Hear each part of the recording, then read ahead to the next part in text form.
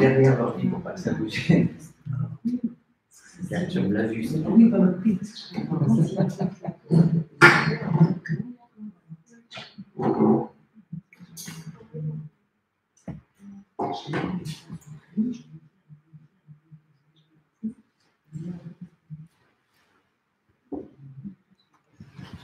Vous ne voulez pas que je laisse sur les, on le laisse sur les 3 pieds et on soulève la caméra.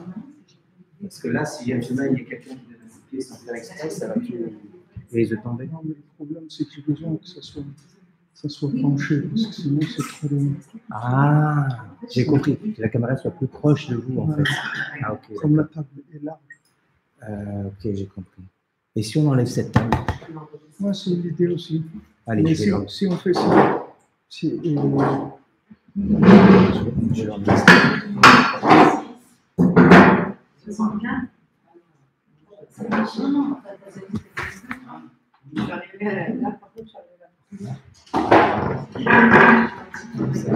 est tranquille.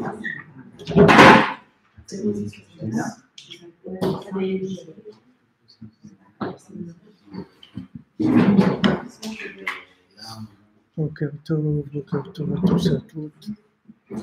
Bezrat Hashem, on commence très bientôt le réglage qu'on va commencer.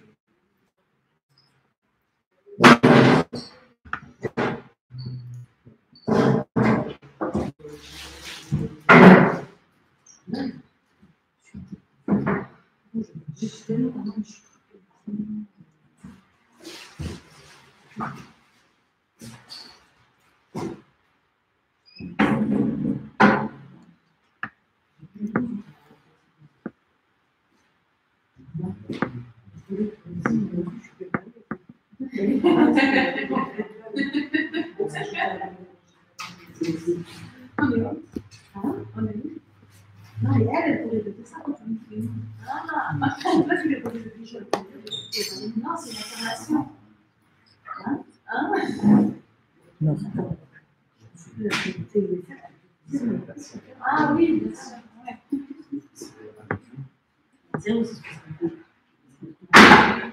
Ouais. Non, tu peux laisser, ça me dérange. Non, mais en fait, c'est de la recul, là.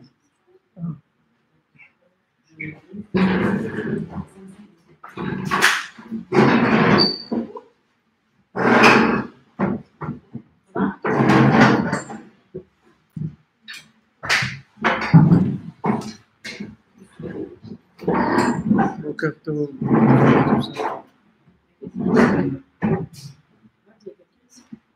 Vous pouvez vous mettre là, ça. Vous pouvez vous mettre là, ça.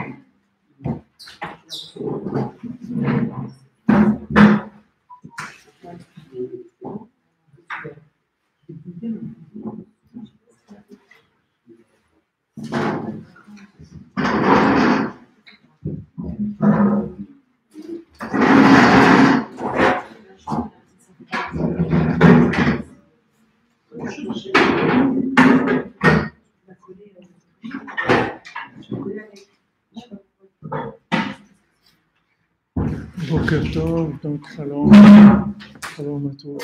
Bezrat Hashem, on va faire le cours pour la réfoua chez les mains de James Fradji, Ben Jasmine, Georgette Désiré Bat Arthur, Lucie Stéphanie, Jean-Claude Ben Jean, Thomas Ben Jean-Claude, Isaura Bat Jean-Yves, Perle Bat Antoine, Tatiana Bat Célestin, Philippe Alexandre Ben Philippe, David Ben Mesouda Cohen, Loralia Estechava Bat Chaya Daniel, Sultana Bat Rachel, Israël Yitzhak Ben Fortuné, Dan Ben Rosa Ben Amou, Eliahu Nathan Ben Yochevet Cohen, Et il y aura Simcha Batra. Laura Simcha Bat Chava, Abraham Ben Dalia Chaya Lizet.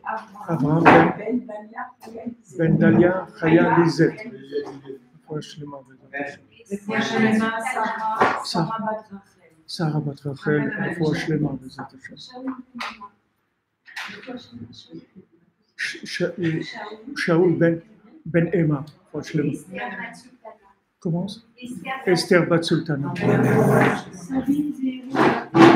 J'entends pas bien, mais là.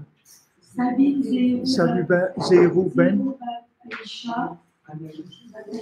Bat Aïcha. C'est pas. Vous avez.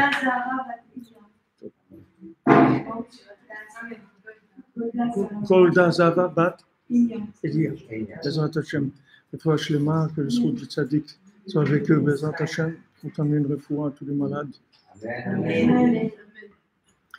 Alors, dites-moi juste si c'est bon, vous êtes ceux qui sont connectés.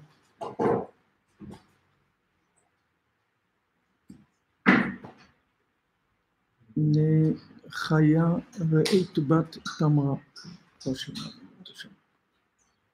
C'est bon, vous entendez, le son est OK. Allez, on peut démarrer.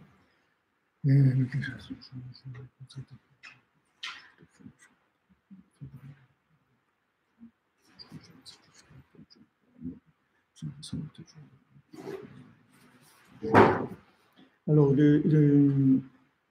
la dernière fois qu'on était dans le texte, on a vu le principe que le fait qu'on fait la volonté d'Hachem, c'est ce qui nous permet d'inclure tout le rapport qu'on a avec ce monde, de l'inclure dans l'infini, c'est-à-dire de ramener toutes les choses à leurs racines. On avait vu que c'était ça le but de notre venue sur Terre. On est venu sur Terre, en fait, pour avoir un libre arbitre. Ce libre arbitre-là, c'est quoi? C'est que quand on a affaire à quelque chose, quoi que ce soit, qu'on a affaire au mariage, à l'argent, à des enfants, à la nourriture, à tout ce qu'on a dans le monde, en fait, c'est le rapport avec la chose qui va être déterminant. C'est-à-dire que soit maintenant, j'ai un rapport avec cette chose-là pour l'inclure dans Hachem, soit j'ai un rapport avec cette chose-là pour en tirer un profit personnel. Donc, c'est deux façons opposées de vivre, et c'est ça qui fait toute la différence entre les individus, tous les niveaux. Bien sûr, c'est pas tout noir ou blanc, c'est que dans une situation, il peut y avoir, comme on dit pour Yom Tov, par exemple, que Chetzi Lachem, Chetzi Lachem. C'est-à-dire que par exemple, Yom Tov, on peut préparer à manger et faire, et c'est des jours où Hachem il nous dit, voilà, bon, la moitié pour vous, la moitié pour moi. Vous profitez moitié, moi moitié. Mais Shabbat, par exemple, c'est tout pour Hachem, il n'y a pas moitié-moitié. Donc on ne peut pas cuisiner. Cette notion-là, c'est la raison pour laquelle on est venu ici et qui nous permet de faire de très grosses affaires, c'est-à-dire des choses qui sont extrêmement intéressantes. Et c'est en fait le principal de ce qui va rester de nous. Alors ça, si vous voulez cette notion-là, je vais vous donner un exemple pour voir sous quels angles ça peut se manifester. C'est que, par exemple, des fois on fait du bien à quelqu'un, on a aidé quelqu'un, et maintenant, après, cette personne-là, elle nous rend le contraire. On l'a aidé, elle nous rend le contraire. C'est-à-dire qu'on l'a aidée quand elle avait des problèmes, on a passé des jours avec elle, on l'a aidée financièrement et tout. Et maintenant, elle nous rend qu'elle nous fait du mal. elle fait du mal, elle parle du mal contre nous. Alors on ne comprend pas, quand on voit ça, on voit de l'injustice. C'est de l'injustice. Moi, je l'ai aidé et tout quand il avait un problème, on avait un problème. Maintenant, au lieu de être reconnaissant, c'est le contraire. Alors, Rav Scherter de Yerushalayim, il explique, il dit, en fait, quand tu as aidé cette personne-là, il y avait deux raisons pourquoi tu l'as aidé. Tu l'as aidé parce que Hachem dit qu'il faut faire chesed, donc tu l'as aidé. Mais tu l'as aidé aussi pour ton propre plaisir, pour ton honneur. Tu avais un intérêt d'avoir un ami, d'être bien vu par sa famille, je ne sais pas, des dizaines de raisons qui vont être là pour se greffer sur la mitzvah elle-même. Mais Hachem, il veut que cette mitzvah-là, elle soit parfaite. Alors qu'est-ce qu'il fait? Il fait que cette personne-là, elle va te faire du mal, elle va se retourner contre toi.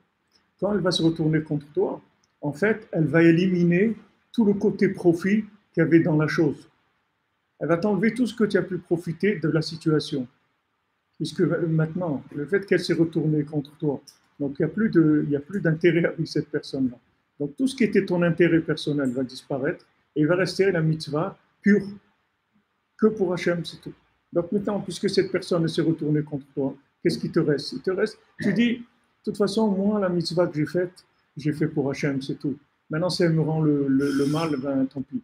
Je le fais pour Hachem, c'est tout ce qui m'intéressait. Donc tu reviens à ça. Et en fait, le fait qu'elle s'est retournée contre toi, elle t'a aidé à élever le niveau de la mitzvah et de le purifier. Donc maintenant, toi, quand tu vois ça, tu crois que c'est de l'injustice. C'est pas de l'injustice. Au contraire, c'est que Hachem, il veut t'aider, il veut faire progresser ta mitzvah, il veut l'amener à un niveau très élevé. Donc il fait cette situation-là. Pour vous dire qu'est-ce que ça veut dire que le rapport avec ce monde-là. C'est-à-dire que c'est très mélangé. C'est très mélangé. C'est-à-dire que quand on fait quelque chose, quoi qu'on fasse, même si c'est orienté vers Hachem, je ne parle pas de ce qui n'est pas orienté du tout, et ce qui est contre. Je ne parle pas de ça, ne parlons même pas de ça, parce que bon, ça c'est du domaine comment on dit, de pathologique, je ne vais pas parler de ça. C'est-à-dire que quelqu'un qui ne reconnaît pas Hachem ou qui est contre Hachem, etc., c'est de la pathologie, c'est pas. Mais disons quelqu'un qui a compris la vérité, qui veut faire la vérité, il veut faire les mitzvot, il veut construire, il fait un foyer, il a des enfants, il les envoie dans des écoles bien, etc. Et après, il voit de l'injustice. Il voit de l'injustice. Mais il faut savoir que cette injustice-là, ce n'est pas une injustice qui vient par rapport au bien que j'ai fait. C'est une injustice qui vient par rapport aux choses qui étaient de mon intérêt personnel, de l'ego, ou des choses qui n'étaient pas valables. C'est ça qui a permis maintenant que la mitzvah, elle va être pure. Et je vais avoir une mitzvah qui va être impeccable. Après, vraiment, le chesed que j'aurais fait, c'est que pour Hachem. Alors, ce système-là, c'est-à-dire cette façon de voir, elle va nous permettre de comprendre énormément de choses qui nous arrivent dans notre vie. On passe tous par de l'injustice et on a des sentiments d'injustice. Et comment moi je fais tout, et ça arrive souvent dans les couples, comment je fais tout pour lui, je fais tout pour elle, j'ai tout fait pour mes enfants, je leur ai tout donné, je me suis embêté, j'ai pas profité, j'ai jamais voulu aller en vacances dans des endroits où j'avais envie d'aller pour les protéger, etc. Maintenant voilà, ils sont grands et voilà ce qui se passe. Voilà, même pas une téléphone, même pas rien, il n'y a plus rien. Alors, il y a un sentiment comme ça d'injustice. Alors, Rabbi Nathan, il explique quelque chose d'extraordinaire. Il dit que maintenant, quand Hachem il te donne quelque chose, alors Hachem il a affaire il a deux éléments avec quoi il te donne quelque chose. Il te donne quelque chose parce qu'il t'aime, mais seulement il est obligé de passer par de la justice. Parce que s'il ne passe pas par de la justice, ce qu'il te donne, ça n'a pas de valeur. Il aurait pu te laisser dans l'autre monde et te donner ces choses-là. Pour qu'il puisse te donner quelque chose, il faut que tu sois méritant de cette chose-là. Donc il faut qu'il y ait une justice. Et des fois, qu'est-ce qui se passe?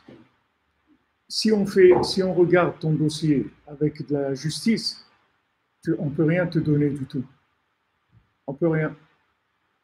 On ne peut pas, on regarde tes vies antérieures, on voit ton comportement, tes trucs. Alors on essaye de trouver, on dit voilà, d'après ce qui lui revient, d'après les règles, d'après la loi, on ne peut pas lui donner. Alors qu'est-ce qu'on fait? Qu'est-ce qu'il fait Hachem? Hachem, il vient, il envoie quelqu'un qui se comporte avec de l'injustice par rapport à toi. Quand la personne, elle se comporte avec l'injustice, ça ouvre toutes les portes de l'injustice pour Hachem. Hachem lui dit, voilà, tu as été injuste avec lui, oui. Ok, moi aussi. Donc, il n'y a plus de justice, d'accord? Lui, toi, fait du bien, toi, tu lui fais du mal, d'accord? Donc, il n'y a pas de justice, ok? Donc, moi aussi, je vais lui donner ce que j'ai à lui donner. Je n'ai plus besoin de la justice. Il a éliminé la justice en passant par la justice. Et tu vas recevoir une chose cadeau, mais en étant méritant. Quand Moshe Rabbeinu l'a demandé Matana Trinam, un cadeau gratuit, qu'est-ce que c'est un cadeau gratuit? Tous les cadeaux, ils sont gratuits, non. Il y a un cadeau méritant et un cadeau gratuit. Je vous donne un exemple dans notre histoire, la sortie d'Égypte. Quand on est sorti d'Égypte, on n'était pas méritant. Comment Hachem il allait nous rendre méritants? Il fallait qu'il trouve une combine, comment faire passer le dossier devant les tribunaux pour nous rendre méritants. On n'était pas méritants. Les Égyptiens, c'était des idolâtres, et nous aussi, on était des idolâtres. Quand on arrive devant la mer s'ouvre pour nous faire passer, et eux, ils se noient. Et pourquoi? Eux, et comme nous, les deux, on était des idolâtres. Ok? Qu'est-ce qu'il fait Hachem? Il fait que Paro, il nous rend esclaves au-delà de ce qu'il avait le droit. Paro, il avait un certain droit à l'esclavage. C'est ce que Hachem il avait dit à Abraham Avinu, quand on voit que Abraham Avinu, il a posé la question de Maïda qui Orishena, comment je vais savoir que je vais hériter d'Eretz Israël? Alors il y a eu tout de suite une obscurité. Hachem il a dit, sache que tes enfants ils vont être en exil dans l'esclavage 400 ans. Donc on devait rester 400 ans en Égypte. Bon, au bout de 210 ans, Hachem il a été obligé de nous faire sortir parce qu'on ne pouvait plus tenir, mais maintenant de nous délivrer à nous et de tuer les Égyptiens, ça, il fallait devant le tribunal en haut, il faut que ça passe dans de la justice. Hachem, il peut faire ce qu'il veut, mais si Hachem il sort de la justice, donc ça ne vaut plus rien. Ça s'appelle dans le langage de nos sages, dans le langage du Talmud, ça s'appelle Nehama de Kisufa, c'est-à-dire le pain de la honte. C'est-à-dire que la personne, on va lui donner quelque chose, mais elle n'a pas mérité cette chose. Donc c'est un pain de la honte, ce n'est pas quelque chose qui donne de la joie, mais qui donne dans notre monde une satisfaction quelconque. Donc Hachem, il veut qu'on mérite la chose de façon juste. Mais maintenant, comme d'après la justice, on ne mérite pas, qu'est-ce qu'il fait? Il fait que Paro, il exagère dans l'esclavage. Quand maintenant Paro, il exagère dans l'esclavage, donc Hachem, il vient devant le tribunal, il dit, qu'est-ce qui se passe là? Et vous voyez qu'il est en train de... C'est injuste ce qu'il fait. Il n'a pas le droit de faire ça. OK? Donc, on est sorti du droit. Donc, moi aussi, maintenant. Ils n'ont pas le droit de sortir, ben, je les fais sortir quand même. Puisque maintenant, on est sorti du système de la justice. Et c'est comme ça qu'Hachem, il nous donne tout dans notre vie. Donc, quand vous voyez, en fait, quelqu'un qui se comporte avec vous de façon injuste, il faut danser, il faut être content. Il ne faut pas avoir des nerfs. Il faut dire, mais c'est extraordinaire. Ça veut dire, mon Hachem, il va me donner des choses que je ne mérite pas. Il va me faire plein de cadeaux. C'est extraordinaire. C'est à l'envers. Nous, on voit de l'injustice. On dit, ouais, mais c'est pas juste et tout. Moi, je travaille plus, moi, je fais ça. Tais-toi, ne dis rien, ne dis rien. Dis merci, mon Dieu, c'est super parce que je sais qu'est-ce que tu es en train de faire. Moi, je sais comment ça marche maintenant. Donc, je dis rien du tout. Merci pour les cadeaux qui vont arriver parce que je sais que c'est pour pouvoir me donner quelque chose que moi, je ne suis pas méritant. Alors le Zohar, il dit que comment la mer s'est ouverte. Alors, grâce à Abraham Avinu, Vayashkem Abraham Baboker. On voit Abraham Avinu, il s'est levé le matin pour aller faire le sacrifice de son fils. Il s'est levé Vayashkem, tôt. Il s'est levé tôt. Hachem ne lui a pas dit d'heure quand il doit faire le sacrifice de Yitzhak. Il lui a dit, voilà, le mardi, tu vas faire le sacrifice de Yitzhak. Donc maintenant, d'abord, dans la tête, qu'est-ce qui se passe? C'est tout se retourne, puisque maintenant, il a dit dans Yitzhak, c'est ta descendance, tu vas avoir une grande nation. Bon, toutes les questions qu'il pouvait avoir Abraham Avinu, il fallait qu'il dépasse tout ça. Il va dire, ok, je comprends rien, j'avance, c'est tout. Hachem il dit, c'est tout, on y va, c'est tout, je ne réfléchis pas. Donc il va pour faire le sacrifice de son fils. Mais maintenant, il peut aller à midi, il peut aller à 2 heures, il peut aller à 5 heures de l'après-midi, il peut aller en fin de journée, profiter encore d'être un jour avec son fils, avec Yitzhak, il aimait son fils. Comment? Non, Hachem il a dit, on y va tout de suite. Alors maintenant, le Zohar il dit, donc Abraham, il n'a pas appliqué la justice. Hachem lui a demandé de faire. Donc maintenant, il n'a pas tiré dans la justice pour être en accord avec la loi. Il a été au-delà de ça. Qu'est-ce qu'il a fait? Il s'est levé tôt le matin pour faire ce que Hachem lui a demandé de faire. D'accord? Il se lève tôt, il va faire quelque chose qui est très dur pour lui. Mais dès qu'il peut le faire, dès que ça s'appelle le matin, il se trouve à son poste de travail et il va faire la chose qui est terrible, qui est une destruction de toute son émotion, de tout son amour, de tout. Terrible. Mais dès qu'il peut le faire, il va le faire. Donc Hachem, il dit ça, c'est un dépassement qu'il a fait. C'est pas ça que je lui ai demandé. Moi, je lui ai dit de le faire, d'accord, mais je ne lui ai pas dit de se lever tôt le matin. Donc pourquoi il s'est levé tôt le matin? Pour aller au-delà du côté justice que je lui ai demandé. Il n'a pas essayé de tirer au maximum, dire écoute, je suis dans les normes, voilà, la shkia, le coucher du soleil, c'est dans une demi-heure, donc je reste dans la journée. Ça s'appelle toujours la journée, donc je vais aller à 5 heures de l'après-midi et je vais le faire, et il n'y a aucun problème. Ça aurait été impeccable aussi, il n'y a pas de problème. Non, il se lève très tôt pour aller le faire. Donc il a donné de lui-même, il a été plus loin. Ça, qu'il a été plus loin, ça a été utilisé pour nous faire sortir d'Égypte, pour ouvrir la mer Rouge. Parce que du moment où lui, il a été plus loin, donc vous voyez, on ne parle plus de justice. Donc puisqu'on ne parle plus de justice, alors de l'autre côté aussi, on donne, alors qu'il n'y a pas de, par la justice, il n'y a pas de droit, c'est vrai. Mais regardez lui comment il se comporte. Il ne se comporte pas d'après la justice. Il donne de lui-même, il donne son cœur, il va au-delà de ce que je lui demande.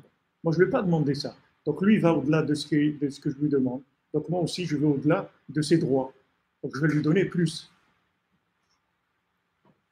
Je lui donnais plus. Quelqu'un une fois m'a raconté, à l'époque, il a été aux allocations familiales parce qu'il a reçu, il pensait qu'il n'avait pas assez tous les mois, d'après ce qu'il avait fait ses comptes. Alors il a été là-bas et il a dit, bon, c'est pas normal. Alors ils ont dit, bon, on va voir. Il dit, vous avez raison, c'est pas normal, on vous donne trop. Donc maintenant, on va vous enlever. On va vous enlever tout ce qu'on vous a donné en tronc. Il faut nous le rendre maintenant. Il dit, qu'est-ce que tu vas?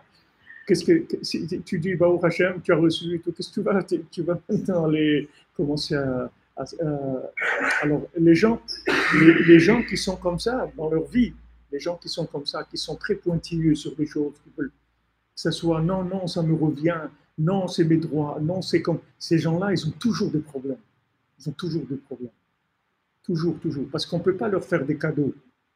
On ne peut pas leur faire de cadeaux parce qu'on ne peut pas leur donner autre chose que ce qu'ils méritent. Et des fois, la personne, elle ne mérite pas grand-chose. Donc, on ne peut pas lui donner.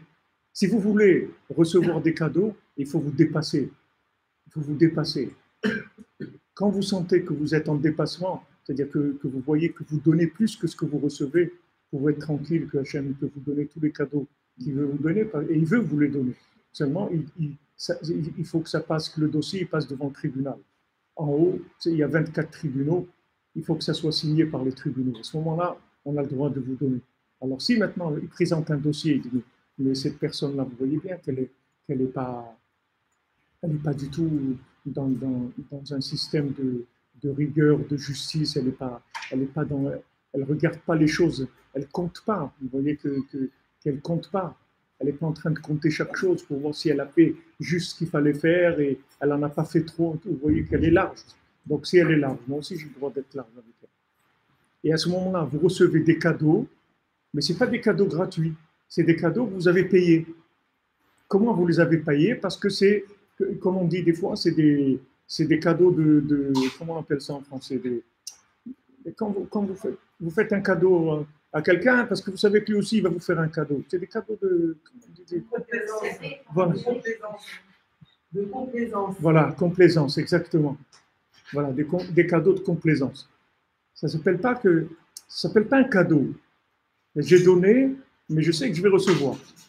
C'est pour ça que nos sages ils disent que celui qui n'est pas un homme d'affaires, il ne peut pas être un bal tzedaka. Parce que la tzedaka, c'est des affaires. Il n'y a rien de gratuit dans la tzedaka. En fait, quand je donne de la tzedaka, j'acquiers le droit d'avoir des cadeaux. Et maintenant, c'est plus des cadeaux. Ça me vient de droit. Pourquoi? Parce que moi, je fais cadeau. Donc maintenant, je veux. Qu'est-ce qu'elle dit, la Gemara? Elle dit quand Hachem, il aime quelqu'un, il lui envoie un pauvre pour lui demander de la tzedaka. Comme ça, elle dit la Gemara. Hachem, il t'aime, il t'envoie un pauvre pour demander la tzedaka. Mais qu'est-ce que ça veut dire? Il m'envoie quelqu'un qui va me demander de l'argent et j'ai obligé de lui donner ou de la nourriture, un truc. Je dis oui. Hachem, il veut te donner quelque chose. D'après la loi, il ne peut pas te le donner.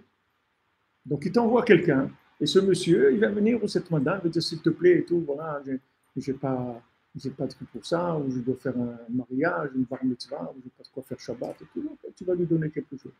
Dès que tu fais cet acte-là, gratuit, parce que tu n'es pas obligé de le faire, donc tu dépasses la justice, ok, Hachem, il prend ça, et maintenant, il peut te donner ce qu'il voulait te donner.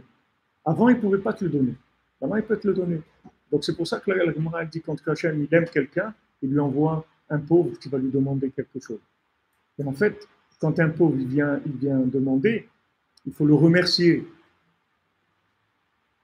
Il faut le remercier à lui. Ce n'est pas lui qui doit vous remercier. C'est vous qui devez le remercier. Parce que lui, c'est lui qui a la partie difficile. Ce n'est pas vous. Vous, qu'est-ce que vous faites? Vous lui donnez, c'est tout. Mais lui, il est dans une situation de besoin où il est obligé d'aller demander. C'est très difficile. C'est beaucoup plus difficile de demander que de donner dans l'émotion de l'individu. Et Hachem, il est obligé de faire des gens comme ça, qui sont en fait des gens qui l'utilisent pour pouvoir donner des mérites. C'est pour ça que le mot tzedaka, il y a le mot tzedek dedans. Dans le mot tzedaka, il y a de la justice. C'est le mot justice, tzedaka. Ce n'est pas l'aumône. D'ailleurs, on ne peut pas traduire en français tzedaka. Comment vous allez traduire en français? Tzedaka, dites-moi un mot en français. Il n'y a pas. C'est la justice d'Hachem. Tzedek, c'est la justice. Oui, mais en français, vous allez dire la justice. Quand quelqu'un il vous demande, donnez-moi de la justice, s'il vous plaît, il dit, donnez-moi de la justice. Il dit, faites l'aumône, aidez-moi, j'ai besoin, etc. Mais nous, c'est pas comme ça. Quand quelqu'un il vient te demander, tu dis, donne-moi de la tzedaka. C'est-à-dire, donne-moi le droit. Le droit, donne-moi pour que tu aies le droit de recevoir ce que Hachem il veut te donner. C'est ça, tzedaka. Mais en français, vous ne pouvez pas traduire. Il faut faire 3 phrases pour expliquer ce que ça veut dire. Même plus que 3 phrases. Alors que le mot en hébreu, il veut tout dire. Il y a tout dedans. Mais en français, si vous dites à quelqu'un, vous venez, au lieu de demander de l'aumône, vous dites faites justice. Faites justice. Que justice soit faite. Mais il ne va rien vous donner du tout. Il va dire, mais t'es malade ou quoi? Ça veut dire justice soit faite. C'est mon argent. Je te dois quelque chose. Tu m'as prêté, je t'ai volé quelque chose. C'est-à-dire que c'est un don. Oui, mais en français, c'est un don, d'accord? Vous avez fait un don. Vous avez fait l'aumône, etc. En hébreu, non. C'est la justice. Ce n'est pas un don. Ce n'est pas un don du tout. C'est un don que vous faites à vous-même pour pouvoir recevoir ce que vous devez avoir, qu'on ne peut pas vous donner parce que vous êtes bloqué dans le tribunal. C'est pour vous, c'est pas pour lui. Lui, c'est juste c'est une simulation. Lui, le pauvre, c'est lui qu'il faut plaindre. C'est pas vous. Lui, il faut le plaindre, le pauvre, qu'il est obligé de. Hein? Si la personne arrive, il demande l'arrêt, il n'a pas d'argent. Au moment où il a qu'à la donner, ça compte comment? Alors, vous ne pouvez pas, le sage, il dit vous lui faites un sourire. Vous lui dites, je peux vous donner quelque chose à boire, peut-être que tu as soif, je m'excuse, je n'ai pas d'argent là, mais est-ce que tu as besoin de manger quelque chose, de boire, tu veux te reposer, peut-être quelque chose, un peu. Voilà, on a une attitude de recette, de sourire, alors ça l'encourage. Vous l'avez encouragé, vous l'avez bien reçu, vous l'avez encouragé. C'est écrit comme ça pour la tzedaka, c'est-à-dire que la façon dont vous la donnez, c'est plus que la tzedaka que vous avez donnée. Si vous donnez avec le sourire, tout ça, alors qu'est-ce que vous avez fait? Vous avez encouragé la personne. Après, cette personne-là, quand elle va aller demander ailleurs, elle va aller avec l'énergie que vous lui avez donnée. Donc vous allez avoir une part dans ce que les autres ils vont donner, parce qu'il va avoir le courage. Tandis que si quelqu'un il rentre il rentre, je me souviens quand on était avec le Rav Besançon et tout, des fois je venais à Paris pour récolter des fonds pour notre communauté Breslev-Aix-les-Bains. Alors des fois vous rentrez dans un magasin, un truc, vous voyez le patron, et il fait une tête, il dit oh là là, encore un, oh là là, j'en peux plus. Alors ça vous fait ça vous fait mal, c'est-à-dire après vous en passez 2, 3 comme ça, vous allez vous mettre au lit, vous prenez un antidépresseur, parce que ça y est, vous ne pouvez pas. Donc cette personne en fait, quand elle vous a dit ça, elle vous a bloqué, c'est-à-dire au lieu de vous donner la force pour continuer, elle vous a au contraire empêché de faire ce que vous avez à faire. Et en fait, elle a part à tout ce que vous n'allez pas faire, avec toutes les conséquences que ça peut avoir, comme on est en train d'expliquer aujourd'hui. Maintenant, le contraire, quelqu'un il n'a pas, comme on dit, faites-le avec le sourire. C'est-à-dire, ok, tu n'as pas, tu peux faire un sourire, tu peux être gentil, tu peux un café, un verre d'eau, quelque chose, peut-être de l'eau fraîche, peut-être un verre de coca, peut-être un gâteau, quelque chose. Voilà ce que je peux vous donner. Alors la personne, elle est bien. Maintenant, cette bonté-là que vous lui avez donnée, cette affection, c'est un coach, voilà, vous lui avez donné de l'énergie. Maintenant, avec cette énergie, il va pouvoir aller plus loin que ce qu'il devait aller, puisque vous lui avez donné de l'essence pour rouler.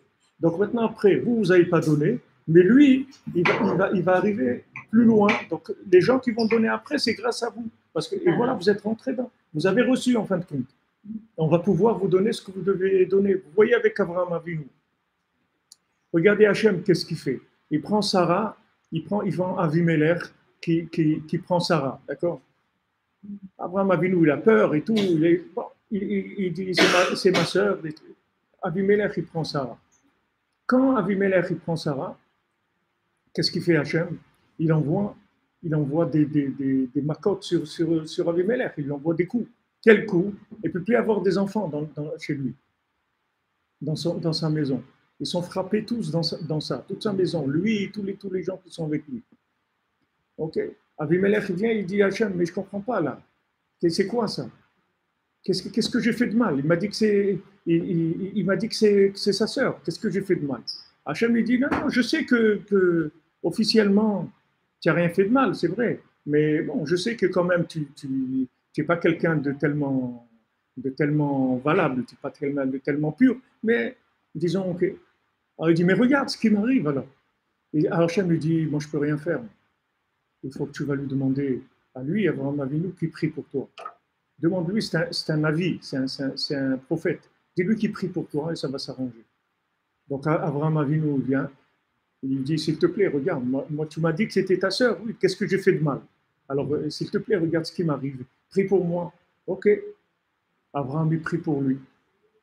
Dès qu'il prie pour lui, que maintenant cette maca, là, ce coup, il s'en aille, que maintenant il puisse avoir des enfants dans sa maison, etc. Tout de suite, vous verrez après, il a l'annonce qu'il va avoir un fils. En fait, c'est une mise en scène pour qu'il puisse prier pour l'autre, pour qu'on lui débloque sa situation à lui. Tout ça, Hachem, il l'a fait pour qu'il puisse donner un enfant à Abraham Avinu. Il l'a mis dans ce contexte-là. Il a fait tout ça. En fait, c'est Avimelech, c'est un dindon de la farce. Il n'a servi à rien. C'est-à-dire, il a servi juste à Abraham Avinu, c'est tout. Toute cette chose-là qu'Hachem lui a mis, qu'il a pris Sarah, qu'il a emmené, toutes ces injustices-là, c'est pour faire qu'Abraham, il prie pour lui. Et maintenant qu'il a prié pour lui, il dit, voilà, regardez, il a prié pour quelqu'un. Donc voilà, on lui donne à lui. Mais parce que, comme on a vu, que d'après Abraham Avinu, il voyait d'après les astres, d'après la justice, qu'il ne pouvait pas avoir d'enfant. C'est vrai, d'après la justice, tu ne peux pas avoir. En fait, d'après la justice, on ne peut rien avoir du tout. Dans nos générations, on est aujourd'hui, rien. Vraiment rien. C'est-à-dire, on est dans le rattrapage. On est le rattrapage, l'oral. C'est des rattrapages, des dizaines on essaie de nous rattraper. D'ailleurs, c'est à l'oral. C'était l'oral, c'est-à-dire avec la prière, on essaie de nous rattraper. C'est-à-dire, qu'est-ce que tu peux faire? Alors, on va voir qu'est-ce que tu peux faire. Mais au moins, ne pas se révolter quand il y a de l'injustice. Il faut être intelligent, il faut voir un petit peu plus loin que la chose qui vient devant nous. C'est-à-dire de dire, non, ce n'est pas de l'injustice. Ça, c'est une façon de me donner ce que je dois recevoir. Et ça, pour tout ce que vous allez recevoir de bien dans votre vie, c'est comme ça. Si vous voulez recevoir, il faut que vous dépassiez la notion de justice. Dès que vous dépassez la notion de justice, on peut tout vous donner. Parce que vous passez dans une autre façon de voir complètement. Donc cette façon de voir, on vous l'applique à vous. C'est pour ça que ça s'appelle tzedaka.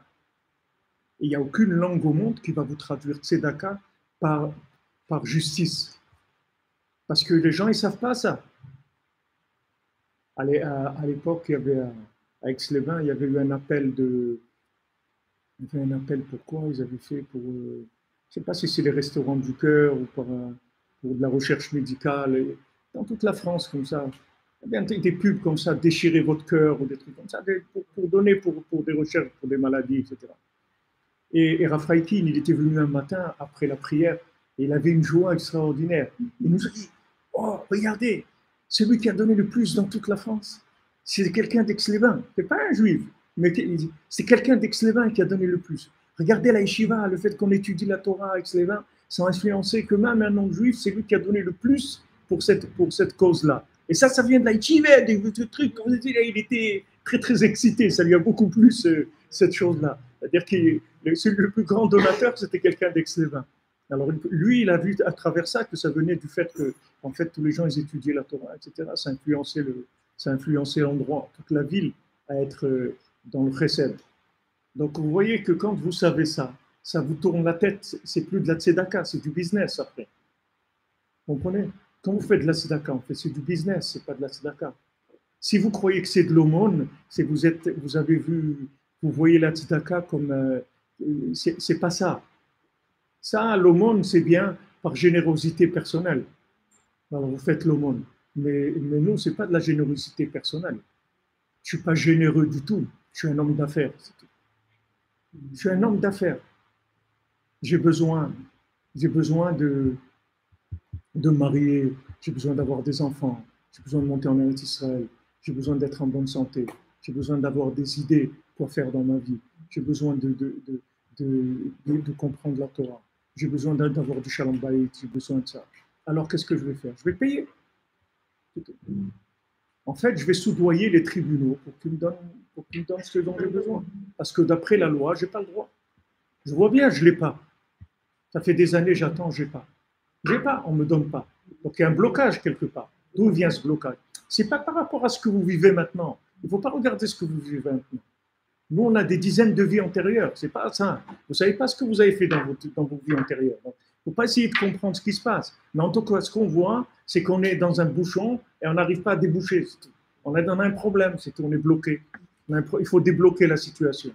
Donc maintenant, pourquoi aller bloquer la situation? Parce que juridiquement, d'après la loi, on n'a pas le droit. On n'y a pas droit. Il y a des gens, ils veulent avoir un HLM gratuit. Alors ils font un dossier. Alors ils voient, ils disent, mais monsieur, vous gagnez 5 000 € par mois, on peut vous donner un HLM.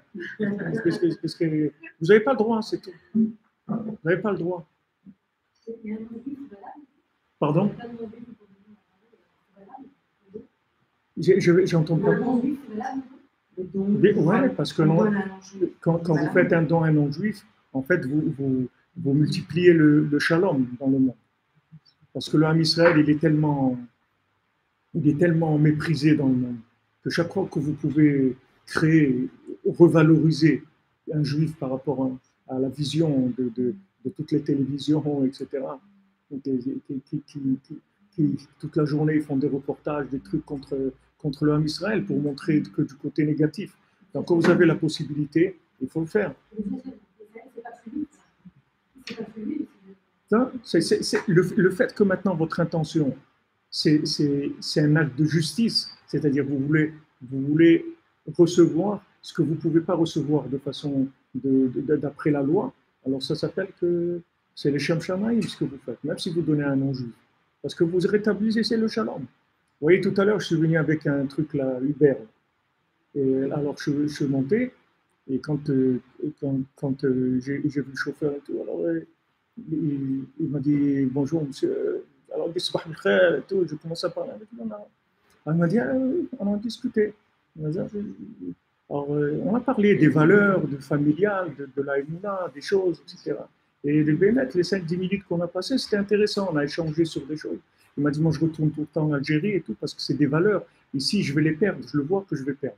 Donc je retourne toujours au bercail, je m'enfonce dans la émouna, dans la prière et tout. Après, je reviens, mais il me dit ici, c'est de la perdition si on reste ici. On peut pas. Vous voyez, on a parlé, on a dit des mots, des trucs et tout.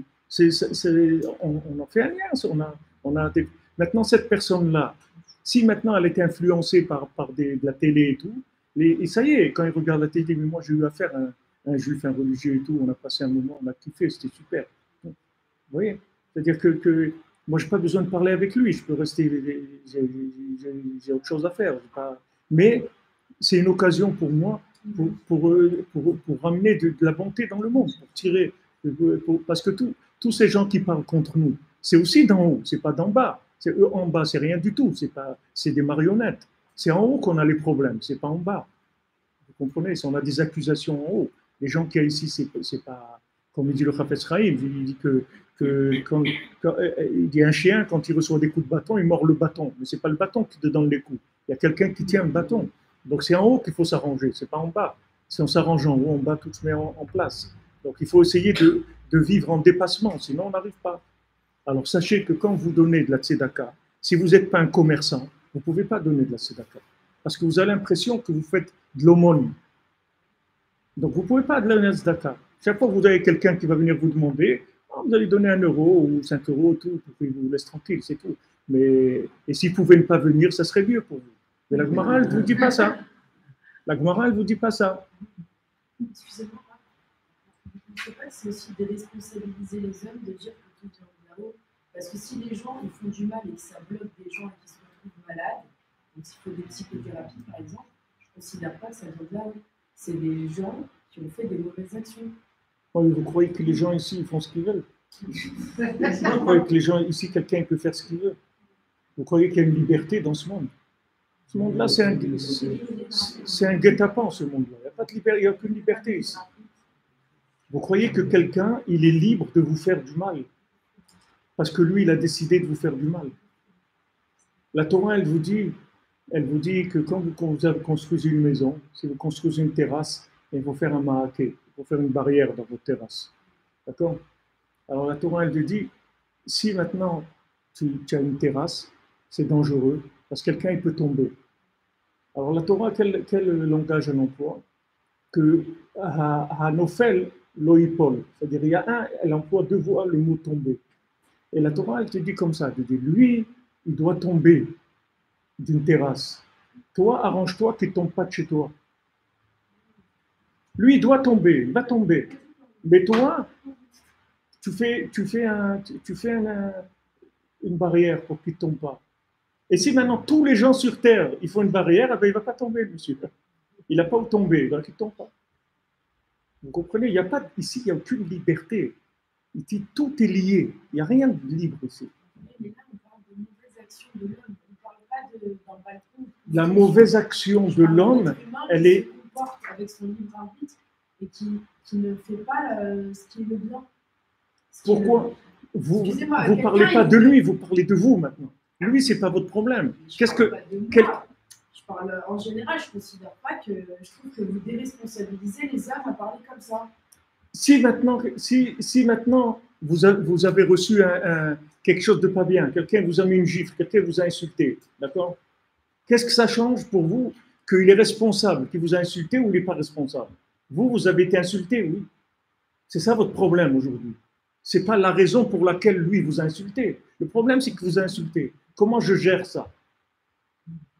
Comme je dis hier soir au cours, pour ceux qui étaient là à 2h du matin. J'ai dit, un jour, à Freikid, Shabbat, il marchait avec ses vins, il allait voir sa fille, qui était en dehors de la yeshiva. Il n'y avait pas de hérouve, avec ses vins, on ne peut pas porter. Donc il était en train de marcher, il y a quelqu'un qui passe en bicyclette qui lui dit, sale juif. Alors Afrakin, il entend ça, il s'arrête, il cherche dans ses poches, il trouve qu'il avait un mouchoir. On nous a raconté après, il dit, il a raison, c'est un sale juif, je porte Shabbat. Il a raison. Vous comprenez? Qu'est-ce que ça va vous changer? Pourquoi il vous a dit sale juif? Parce qu'il a la haine, parce que truc, qu'est-ce que ça change? Vous, ce qui compte, c'est vous, c'est pas lui pourquoi il a fait ça. C'est pas déresponsabiliser. Déresponsabiliser, c'est vous dites juste le contraire, c'est le contraire. Ne répondez pas à ma question. Je parle de quelqu'un qui cause une vraie souffrance. Je ne parle pas d'une gifle, je ne parle pas d'un mouchoir. Je parle de quelqu'un qui C'est fait la de même malade chose, quelqu'un. c'est la même chose. Non, parce que tu ne peux pas détruire la vie de quelqu'un en disant c'est Dieu qui l'a voulu. Tu Ah peux oui, pas et vous croyez que la Shoah, c'est pas Dieu qui l'a voulu? Vous croyez qu'Hitler, il était libre? Il fait ce qu'il veut, il tue des juifs, il massacre des gens, il fait Vous ce qu'il veut. croyez que dire ça à des gens qui sont des familles déportées vont accepter votre façon de... C'est pas ma façon de voir, c'est pas la mienne, c'est qu'il n'y en a pas d'autre. Si vous voyez autrement, vous allez tomber dans des problèmes catastrophiques. Alors là, vous Donc, tombez dans Hachem, des il a problèmes décidé qu'une catastrophiques. personne soit méchante. Pardon? Donc Hachem a décidé qu'une personne soit Ça va méchante. pas c'est des réparations. Hachem, il l'envoie pour faire telle chose. C'est pas ce qu'on a fait. Et au contraire, ce que vous dites de déresponsabiliser, c'est au contraire. C'est ce que vous dites là, c'est tout à fait le contraire. Parce que la vraie responsabilité, c'est d'encaisser moi, c'est d'accuser moi réflexion de l'acte comme étant par rapport à moi, pas par rapport à lui. Lui, j'en sais rien pourquoi il a fait ça. Mais moi, je sais que j'ai un problème. En même temps, on n'a pas dit de ne pas se défendre, de se mettre à l'écart pour ne pas subir les coups, etc. On n'a jamais dit ça non plus. Qu'on n'a pas dit de quoi? Non, je veux dire, votre explication, bien sûr, pas votre affaire du tout, mais en même temps, pour te répondre, on n'a jamais dit de ne pas se défendre, d'aller chercher les coups, ça non. On n'a jamais dit de Ils viennent tout seuls, on n'a pas besoin d'aller chercher les coups. Ils viennent tout seuls, les coups, on n'a pas besoin d'aller chercher. Mais en tout cas, quand ça vient, un homme responsable, c'est quelqu'un qui dit « le monde a été créé pour moi ». Donc maintenant, ce qui m'arrive, c'est moi. C'est moi qui ai un problème. Je ne vais pas aller maintenant fouiner. Qu'est-ce que vous voulez que ça me change si maintenant j'ai un œil au beurre noir parce que cette personne-là, elle s'est trompée, elle s'est retournée, elle m'a donné un coup, ou bien il est venu avec haine, il m'a donné le coup. Moi, j'ai l'œil au beurre noir, je vais me soigner, c'est tout. Mais qu'est-ce que ça change? Qu'est-ce que ça me fait dans ma tête que je suis tranquille? Je dis, ah bon, mais c'est parce qu'il a de la haine et tout, ça va m'aider, ça? Au contraire, c'est ça, se déresponsabiliser. Se déresponsabiliser, ça veut dire mettre l'acte sur l'autre en disant que nous, non, nous, on n'a aucun problème. Nous, on n'a aucun problème. Oui, vous rejetez. C'est-à-dire, au lieu de prendre la responsabilité de ce qui se passe dans votre vie, vous dites, je suis malheureux à cause de l'autre. Je n'ai pas réussi dans ma vie à cause de l'autre. Je n'ai pas fait ça à cause de l'autre. J'ai pas, ouais, si j'avais été, alors non, tout ça, moi, je vous le dis déjà maintenant que ce n'est pas la peine de perdre votre temps. C'est un alibi qui ne marche pas. Jamais vous présenterez cet alibi en haut. Jamais vous pourrez venir présenter cet alibi. Impossible. Ça ne passe pas. Devant les tribunaux, vous pouvez présenter des tribunaux célestes. Vous enlevez ces alibis parce que ça ne marche pas. Vous voulez quelque chose dans votre vie, allez-y. Quelqu'un vous empêche, ce n'est pas lui qui vous empêche. C'est Hachem qui vous empêche. Parce que vous ne méritez pas. C'est tout. Alors allez-y, commencez à prier, commencez à faire de la tzedaka, levez-vous la nuit, allumez des bougies pour les tzadikim, faites des psaumes, faites des prières, c'est tout. Acceptez, attirez sur vous le mérite de la chose. Et vous allez voir que la situation, elle va changer. Et les gens qui vous ont détruit, ce n'est pas des gens qui vous ont détruit. Ces gens-là, c'est des envoyés de tribunaux célestes. Ce n'est pas eux. Ça ne veut pas dire qu'eux, ils ne sont pas responsables. D'être huissier, c'est un métier que vous choisissez. Au lieu de faire huissier, vous pouvez aller faire la traite des vaches et faire du lait. Maintenant, vous avez choisi de faire huissier. C'est votre responsabilité d'avoir choisi ce métier. Ça, c'est son problème. Le huissier, son problème à lui.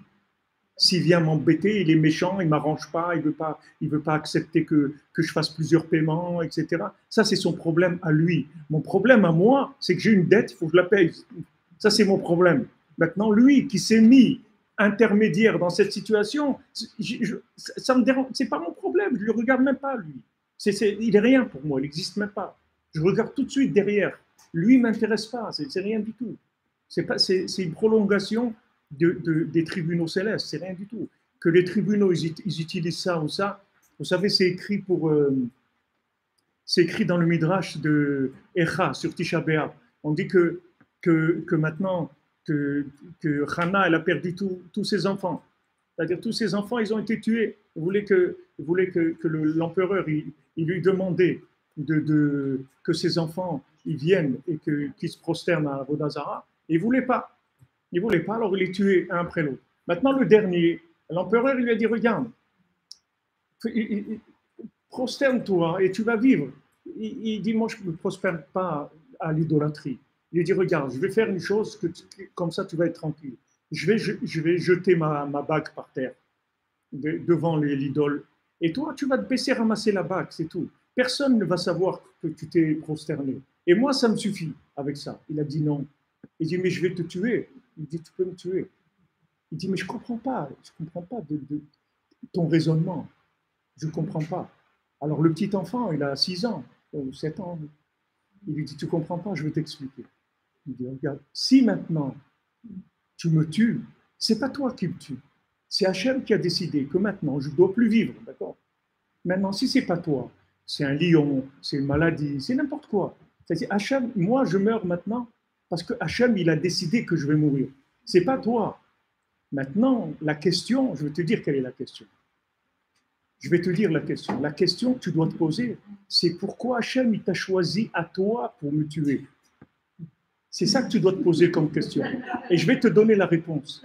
Parce que Hachem, il te déteste tellement qu'il ne peut pas te détruire. Donc, il est en train de te faire du mal pour qu'après te détruire complètement. Voilà, je te donne la réponse. Et vas-y, maintenant, tu peux me tuer. Vous comprenez? C'est-à-dire, il a complètement retourné la chose. Il lui a dit, voilà, tu veux savoir la vérité, je vais te dire la vraie vérité. En fait, Hachem, il te déteste tellement qu'il va te faire le huissier, que tu vas aller chez tout le monde, jusqu'à que tu vas trouver quelqu'un qui va être tellement énervé qu'il va te mettre une balle dans la tête. Mais il ne peut pas te faire ça comme ça. Il faut qu'il accumule, des raisons négatives. Et en plus, quand tu vas prendre un petit peu de plaisir, surtout quand il y a un peu de plaisir, vous voyez, même le nazisme, tout ça, Hachem, il a décidé ça. Mais faire attention, parce que les sourires, le plaisir, ça il n'a pas le droit. Vous comprenez? De prendre du plaisir à faire ça, il n'a pas le droit. On dit qu'on a choisi Hachem était voilé. Qui est-ce qui a dit ça? Ok, vous avez entendu. Qui est-ce qui a raconté ça? C'est des gens qui ont... Qu'est-ce que ça veut dire Hachem était voilé? Moi, je suis une petite fille d'enfant déportée. Je veux dire que ma mère était chez nous. Beaucoup de femmes, je suis là. Et je me suis intéressée au sujet. Le rabbi il disait qu'on ne peut pas juger, on n'a pas l'entendement de comprendre la chair qu'on sera. Il y en a qui disaient que la chair, il y a une période, il y avait très longtemps, la chair s'était voilée. Non, voilée, il y a des dimensions voilées. Il était voilé pour les gens, pour qui il était voilé. Il y a Anaël, si vous avez lu son livre, elle vous dit, elle dit, je suis rentrée à la chambre à gaz avec mes enfants dans les bras en chantant Adon Olam. Ils ne sont pas arrivés à me casser. Ils ne m'ont pas cassé. Je suis rentrée dans la chambre à gaz avec mes petits-enfants dans les bras en chantant Adon Olam. C'est tout. Hachem, tu veux comme ça? C'est comme ça, c'est toi qui veux comme ça. Hachem, il dit à Abraham Avinu, maintenant, ce n'est pas Hitler, c'est Abraham Avinu. Il lui dit, tu vas égorger ton fils. Pas Hitler, Abraham Avinu.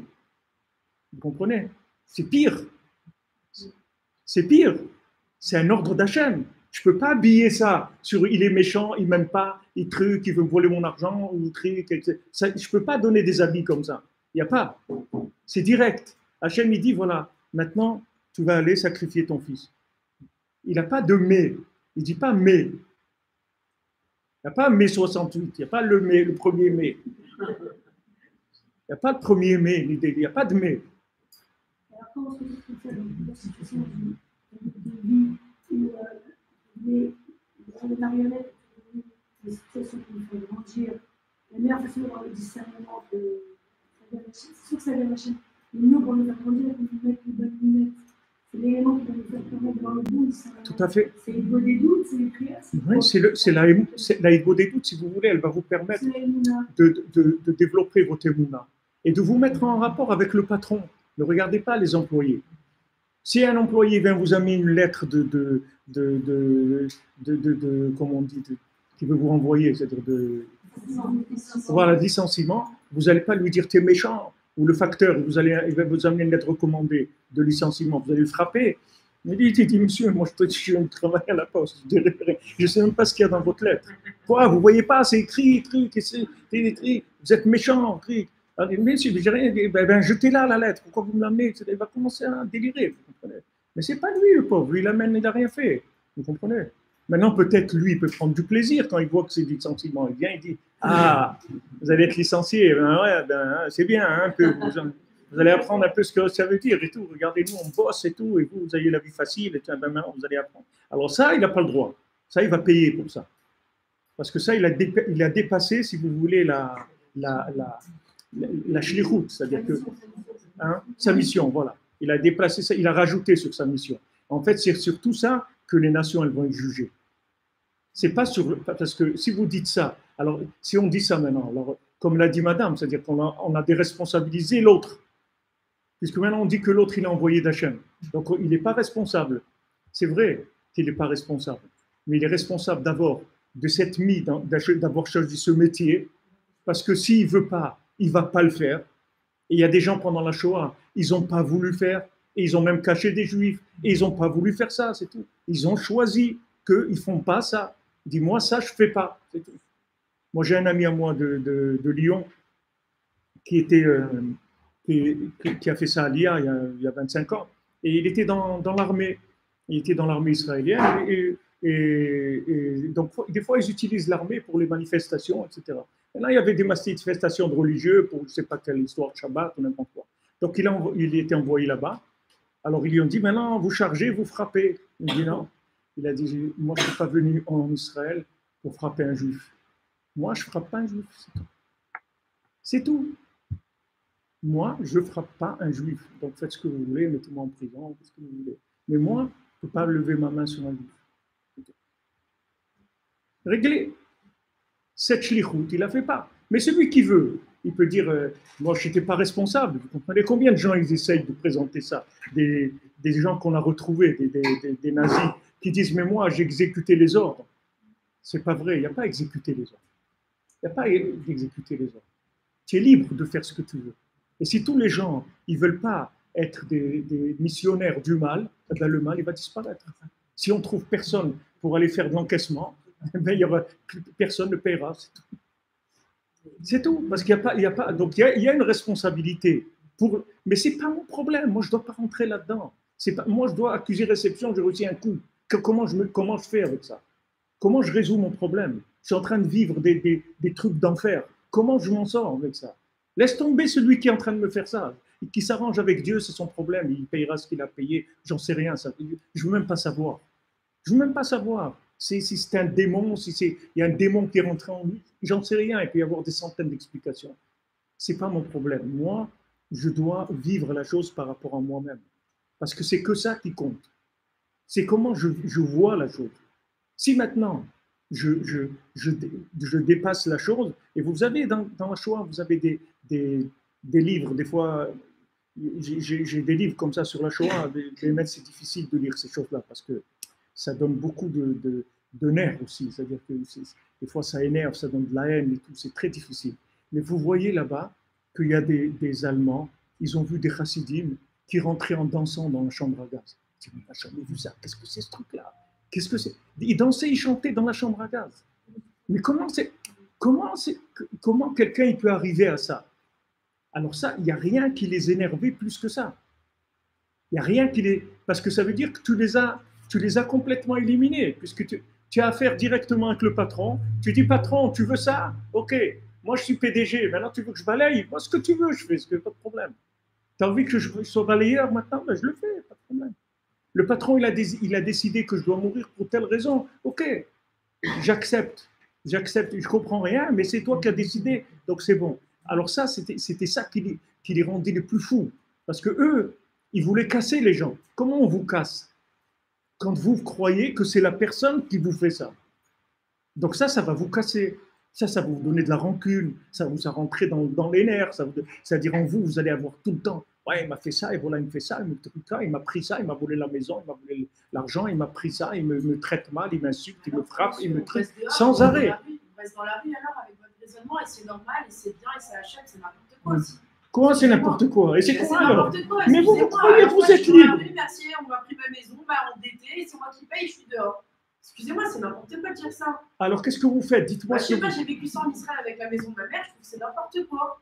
Alors j'ai responsabilisé mes parents parce qu'ils n'ont pas fait en temps et en heure un avocat, c'est tout. Ouais. Mais viens pas me dire c'est Hachem et c'est bien et c'est super et Todala, elle, c'est n'importe quoi. Je suis pas Alors d'accord avec vous. alors, ça veut dire que cette personne-là, elle est capable de gérer votre vie, oui. C'est-à-dire que vous pouvez avoir une personne, que cette personne-là, elle prend votre vie en main et elle détruit votre vie par sa décision à elle. C'est-à-dire qu'il y a des gens sur Terre qui ont le pouvoir de détruire la vie des autres parce qu'ils ont envie. Un matin, il dit, tiens, celui-là, je vais lui enlever sa maison. Alors il a le droit. Il vient, il enlève la maison de quelqu'un parce qu'il a décidé. Mais alors, si vous vivez comme ça, il faut aller vivre dans un île déserte parce que vous allez, c'est une catastrophe. C'est-à-dire que parce que vous êtes ouverte à tous les dangers du monde. C'est-à-dire que à ce moment-là, ça y est, vous ne pouvez plus rien faire parce que n'importe qui peut vous faire du mal puisque les gens sont libres dans ce qu'ils font. Donc, si quelqu'un vous a fait quelque chose, ça veut dire que n'importe qui peut vous faire quelque chose de mal. Et si vous achetez une autre maison, ben quelqu'un d'autre vient, vous la prend. Et vous allez vous dire, c'est parce que j'ai pas eu un bon avocat, c'est parce que j'ai pas fait les papiers en temps en heure, mais ça aussi, c'est Hachem qui veut. Vous savez, la Shoah, les gens, ils écrivaient aux autres, ils disaient, attention, ils sont en train de tuer les gens ici. C'est des camps de concentration. Les gens, ils savaient ce qui se passait. Ils n'ont pas bougé. Pourquoi ils n'ont pas bougé? Parce qu'Hachem, il a dit, ça va être comme ça. Donc, les gens, ils sont aveuglés. En Israël, c'est la même chose. Regardez, les Palestiniens, ils envoient des trucs, des ballons, des trucs, des roquettes, des trucs. Maintenant, si vous vous dites que c'est eux qui font ça, alors ça veut dire que l'armée, tout ça, c'est des fous. C'est des fous. Ils ont des armes, ils ont une bombe atomique, ils ont tout. Alors vas-y, fais ce qu'il y a à faire. Si tu crois que c'est lui qui fait ça, alors vas-y, défends-toi. Fais ce qu'il y a à faire. Ah, tu ne te défends pas, mais tu es un fou alors. Tu es un malade. Tu te laisses tuer comme ça. Voilà une maman, à 3 secondes près, elle a sauvé ses 3 enfants. Qu'ils étaient à l'étage supérieur. Elle a eu juste le temps de les faire descendre. La roquette, elle est rentrée dans la chambre où ils dormaient. 3 petits enfants. Hachem Ishmor, 3 secondes, 5 secondes, ils seraient morts, les enfants. Alors vous allez dire, c'est lui qui décide de faire ça. Donc lui, il est méchant. Donc où je vais aller? Il n'y a pas où aller. Une île déserte où je me jette à la mer, c'est tout. Il n'y a pas où aller, où je vais aller.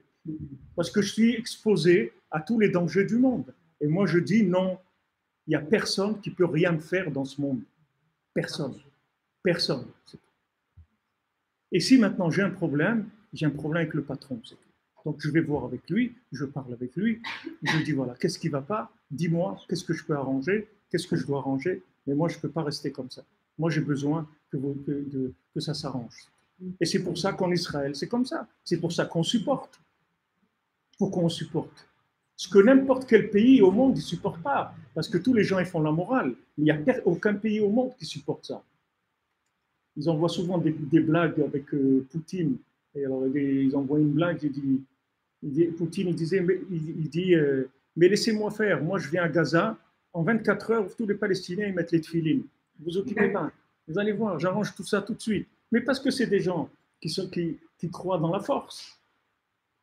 Il ne peut pas comprendre, il ne peut pas imaginer qu'il y a des gens qui peuvent faire du mal et que ce n'est pas les gens eux-mêmes qui font le mal. Mais vous dites que c'est Hachem. Oui. Mais il n'y a pas de libre arbitre, donc c'est des gens méchants. Dieu, il les a créés méchants. Il ne les a pas créés méchants, ils sont devenus méchants. Pourquoi ils sont devenus méchants? Parce qu'ils pensent comme ce que vous dites là. Parce qu'ils croient qu'ils sont libres, qu'ils peuvent faire du mal à quelqu'un, qu'ils peuvent décider de faire du mal. Non, en fait, pour eux, ils n'ont pas fait de mal. Il y en a, ils ont volé des fortunes, ils n'ont rien fait. C'est gardien dans le miroir. Par contre, les victimes, elles se culpabilisent. Elles se disent c'est moi la bête, c'est moi la bête. C'est comme ça que ça se passe. Même supposons que la personne sait qu'elle a fait quelque chose de mal, elle a envie de faire tchouva, elle peut faire tchouva même. Elle peut faire tchouva même, la personne. C'est possible qu'elle fasse tchouva, il n'y a aucune limite à ça. Mais on ne peut pas faire tchouva tout. Il m'a dit même si c'est un rave qui faute, s'il est dans la faute, il peut pas, même le mikvé, ça le purifiera pas de ses péchés. C'est pas vrai, c'est de la picorso, n'importe qui peut faire tchouva. Si quelqu'un il est vivant, c'est qu'il peut faire tchouva. Vous croyez qu'Hachem il entretient les gens pour rien? Vous croyez qu'Hachem il a rien à faire? Il va laisser quelqu'un vivant qui ne peut pas faire tchouva. Mais il l'enlève tout de suite. Rabbi Nachman il dit si quelqu'un, Hachem il est sûr qu'il ne va pas faire tchouva, il l'enlève à la seconde même, il l'enlève du monde. Qu'est-ce qu'il va le laisser là, manger, dormir, faire? Pourquoi? Il va pas faire tchouva. Alors qu'est-ce qu'il fait ici? Il n'a rien à faire ici. Mais moi, je suis d'accord, mais moi, c'est un débat. Hein. Vous pouvez après rencontrer ce Sora. Parce que J'ai pas besoin de rencontrer personne, moi. Madame, il m'a dit, à part si Mashiach revient, il ne changera pas. J'ai pas besoin de rencontrer. Moi, je vous dis ce que Rabbi Nachman est. Moi, Rabbi Nachman, il n'y a rien qui m'intéresse. C'est le monde de l'étude, c'est pas le monde de la réalité. Pour lui, cet homme, il ne changera pas. Bon, ok. Eh ben, de croire qu'un homme, il ne peut pas changer, je vous dis, c'est de l'hérésie, c'est de la picorsoute. Parce qu'un homme, il change. Votre corps, il change. Moi, j'ai des cheveux blancs. Avant, ils n'étaient pas blancs, mes cheveux. Donc, ça change. Un homme, ça change. Avant, j'étais petit comme ça, je suis devenu grand, donc ça change. Donc, si quelqu'un peut changer physiquement, à plus forte raison spirituellement, pourquoi tous ici, on n'a pas changé dans notre vie? On n'a pas pris des décisions dans notre vie qui nous ont changé notre vie. On est resté tout le temps pareil. Qu'est-ce que ça veut dire, ça? C'est du youch, c'est terrible, ces choses-là. Qu'est-ce que ça veut dire de décourager quelqu'un, de dire à quelqu'un, toi, de toute façon, tu ne changeras jamais. Mais d'entendre quelqu'un que ça, c'est de l'horreur. C'est une horreur. C'est de l'horreur. Mais il aime ce qu'il fait, vous ne comprenez pas. Mais il va changer. Elle a été interviewée, pourquoi tu veux faire ce métier? Elle a dit parce que j'aime ça, mais c'est complètement interdit ce qu'elle fait. Ok. Alors quoi, c'est Hachem qui lui a dit aussi de se déshabiller. Oui, un jour elle va se réveiller. Je sais pas, alors Hachem lui a dit déshabille-toi. Un matin, elle va se réveiller, elle va changer. Bah, j'espère, mais j'ai pas compris aussi, on dit c'est Dieu.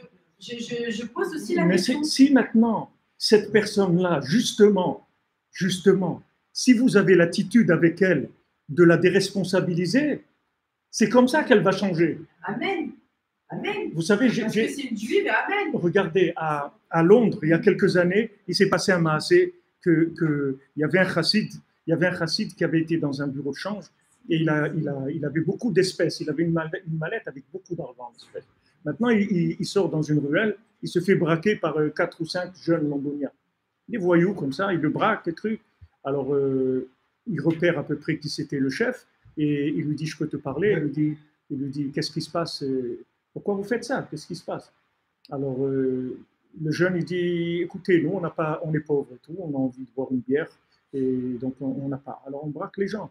Alors, lui, déjà, il a été soulagé parce qu'il croyait qu'il savait qu'il avait de l'argent. Et il ne savait pas. Lui, il voulait boire une bière, ils n'avaient pas d'argent, on braque quelqu'un, on achète la bière. OK. Il a dit, c'est pour ça. Il dit, voilà combien vous êtes, combien ça coûte une bière. Il dit, voilà, pour 2 bières chacun, donnez l'argent. Et après, il lui dit, regarde, toi, c'est dommage que tu fasses ça. Parce que je vois dans ton visage que tu es quelqu'un de bien. C'est dommage que tu fasses ça. C'est tout. Il part. Le lendemain, ce chassid-là, il était en train de faire sa prière dans une synagogue là-bas à Londres. Et il voit ce voyou-là qui le cherche dans la synagogue. Il attend qu'il finisse la prière, il vient, bonjour, vous me connaissez? Il dit, c'est moi qui étais hier soir. Ah oui, comment ça va? Il dit, voilà, je suis d'abord venu vous rendre l'argent et m'excuser. Voilà l'argent des bières. Et je voulais vous dire une chose aussi, c'est qu'à partir de maintenant, j'ai décidé que je ne vais plus faire ça, je ne vais plus voler. Et vous savez pourquoi? Parce que c'est la première fois de ma vie que quelqu'un m'a dit que j'étais quelqu'un de bien. Donc maintenant, je vais devenir quelqu'un de bien. Vous comprenez? C'est-à-dire que maintenant, si lui, il avait fini le débat en lui disant « t'es un voleur », alors il lui donne encore plus qu'est-ce qu'il fait? Il l'appuie dans sa vie. Il lui dit « c'est bien ce que tu fais, et tu peux faire que ça de toute façon. Tu es un bon à rien, tu peux faire que ça dans ta vie. » Le fait que maintenant il est retourné, qu'il lui a dit « t'es quelqu'un de bien », il n'est pas plus bien que quelqu'un d'autre, ni moins bien que quelqu'un d'autre. Mais il lui a dit ça. Quand il lui a dit ça, il a relevé son estime et il s'est dit « je ne vais pas faire quelque chose comme ça ». Comme celui qui venait chez le Baal Shem Tov, à chaque fois qu'il devait faire un hold-up, il allait demander une bracha au Baal Shem Tov. C'était quelqu'un, son métier. Son métier, c'était les hold-up. C'était des hold-up. Chaque fois qu'il devait faire un hold-up, il allait demander. Et le Baal Shem Tov, il lui faisait la bénédiction, Be'atzlacha, et un jour, il avait, comme on dit, le coup du siècle, un très gros coup, et il dit, le Baal Shem Tov, le Rav et tout, il dit, il est mort, le Baal Shem Tov. Wow. Il se met à pleurer, Il dit, comment je vais faire? Maintenant, j'ai le coup du siècle et tout. Si je vais me faire attraper, si je n'ai pas la bénédiction du Rav et tout, je vais me faire attraper. Donc, qu'est-ce qu'il fait? Il dit, où est-ce qu'il est enterré? Alors, il est enterré. Alors il va, il pleure, il s'endort sur la tombe du Baal Shem Tov. Le Baal Shem Tov, il lui vient en rêve, il lui dit, tu vas aller chez mon élève là-bas et il va te faire la bénédiction. Alors il va chez l'élève du Baal Shem Tov, je ne sais pas si c'était encore le Maguide ou quelqu'un d'autre qui était intermédiaire. Alors il va, il lui dit, voilà, je suis venu vous demander une bénédiction. Il lui dit, oui, pourquoi? C'est pourquoi, quoi? Chidour, les enfants, tout le monde. C'est parce que je vais faire un hold-up demain, j'ai besoin de... Il lui dit, quoi? Moi, je vais te faire une bénédiction pour un hold-up, mais tu fous, quoi, les dégâts d'ici, va-t'en. Alors il s'en va. Il s'en va. Alors le Baal Shem Tov, il vient en rêve à son élève. Il lui dit, tu vas aller chercher ce monsieur-là et tu vas aller lui faire la bénédiction pour qu'il réussisse son hold-up. Alors il va, le rab, il le cherche, etc. Il vient, il lui dit, bon, en fait, j'ai réfléchi, tout ça, je vais te faire la bénédiction. Alors je lui dis, ah, merci beaucoup, tout ça. Et après, il part, ce voleur-là. Il dit, regarde, qu'est-ce que j'ai fait avec mon truc? J'ai été déranger le Baal Shem Tov dans sa tombe. Il a fallu qu'il vienne en rêve. Après ce rave-là, il fallait qu'il vienne en rêve. Et c'est trop, je suis en train de faire des choses, donc j'arrête. Et il a arrêté de voler. Vous comprenez?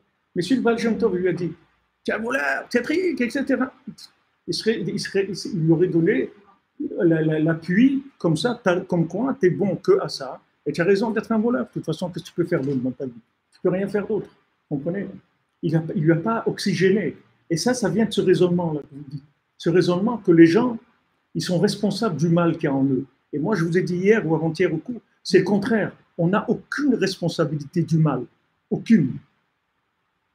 Aucune responsabilité. Si, parce qu'on dit Ezéo Gibor à côté chez Titsco. On a la responsabilité de nous renforcer par rapport à ce mal. Oui, c'est vrai. Ezéo Gibor, vous êtes Gibor, vous? Je ne sais pas, il n'y a que Hachem qui le voit. Moi, je ne suis pas Gibor. S'il y a quelqu'un ici qui est Gibor, qui peut me dire, ça n'existe pas aujourd'hui, Gibor. On est tous des gens à la panime, on était des gens détruits. Qu'est-ce que dire Gibor? Où sont les Gibor? Les Gibor, dites-moi où il y a des Gibor autour de vous. Des gens qui sont capables. Où sont les Gibor? On est tous des gens affaiblis par l'exil, affaiblis par les années de réincarnation, etc. On est énormément affaiblis. La responsabilité aujourd'hui, c'est de rester branché sur Hachem, de parler avec Hachem, et surtout de s'accepter comme on est, en sachant que le mal qu'on a en nous, sans même pas parler des autres, le mal qu'on a en nous ne vient pas de nous. Il ne vient pas de nous. Vous savez, il y avait une fois, il y avait le roi Ménaché. Le roi Ménaché, il a fait faire Avodah Zarah tout en Israël, il a fait faire l'idolâtrie, d'accord? Maintenant, le roi Ménaché, il est né de Chizkiyahu Amelech, du roi Chizkiyahu. Maintenant, le roi Chizkiyahu, il a vu qu'il allait avoir un fils comme ça. Alors, il a dit, je ne me marie pas, c'est tout. Il a dit, je ne me marie pas, puisque je vais avoir un fils comme ça, je ne me marie pas. Alors, le prophète, il est venu, il lui a dit, il est venu voir Chizkiyahu Amelech, il lui a dit, regarde, sache que tu vas mourir. Il dit, pourquoi? Il dit, parce que tu t'es pas marié, tu ne veux pas te marier. Donc Hachem, il a décidé que chez Tamout Velotechier, c'est-à-dire que tu vas mourir dans ce monde et dans l'autre. Alors lui, il lui dit, sache d'abord que tu n'es pas un prophète. Si tu dis ça, c'est que tu as perdu ta prophétie. Pourquoi? Parce qu'il dit, j'ai une Kabbalah de la maison de mon père, que même si l'épée, elle est munachat, elle est posée sur la gorge de la personne, il ne doit pas désespérer de la miséricorde d'Hachem. Donc si toi tu me dis que c'est sûr que je vais mourir et tout, alors je te dis, tu n'es plus un avis. Alors il dit, pourquoi il m'arrive ça? Il dit, parce que tu t'es pas marié. Alors c'est écrit qu'il s'est tourné Chizkiyahu vers le mur, et de là on apprend la halakha que de faire la hamida contre le mur, et il a prié, et il a demandé à Hachem, et après il a dit au prophète, il dit, regarde, puisque maintenant j'ai un avenir tellement reluisant, alors peut-être tu me donnes ta fille en mariage. Et ça va faire monter, disons, le mazal. Et je n'aurai pas un fils tellement monstrueux. Mais en fait, il a eu quand même Ménaché. Et Ménaché, il a fait faire Avodah Zarah à tout l'homme Israël. Maintenant, quand Ménaché, il a voulu faire tchouva, c'est écrit que toutes les portes du ciel se sont fermées. Les anges, ils sont venus, ils ont mis des rideaux de fer. Le rideau de fer, de Berlin, ils ont mis des rideaux de fer fermés. Pas laisser monter la prière de Ménaché, pas laisser monter la tchouva de Ménaché. Rien. Il déclarait dans le ciel, Ménaché ne fera pas tchouva. Jamais il fera tchouva. Et qu'est-ce qu'il a fait Hachem? Hachem, il a cassé toutes ces trucs, ces barrières qu'ils ont mises. Hachem, il a cassé tout ça et il est venu prendre la tchouva de Ménaché. Alors maintenant, une fois, il y avait des rabbinim qui étaient réunis. Ils ont jugé Ménaché en disant, quand même, cette idolâtrie qu'il a fait faire aux gens, etc. C'est pas bien ce qu'il a fait. Il n'aurait pas dû faire ça. Alors, la nuit, le roi Ménaché, il est venu en rêve à ce rave. Il lui a dit, je ne te conseille pas de parler sur moi.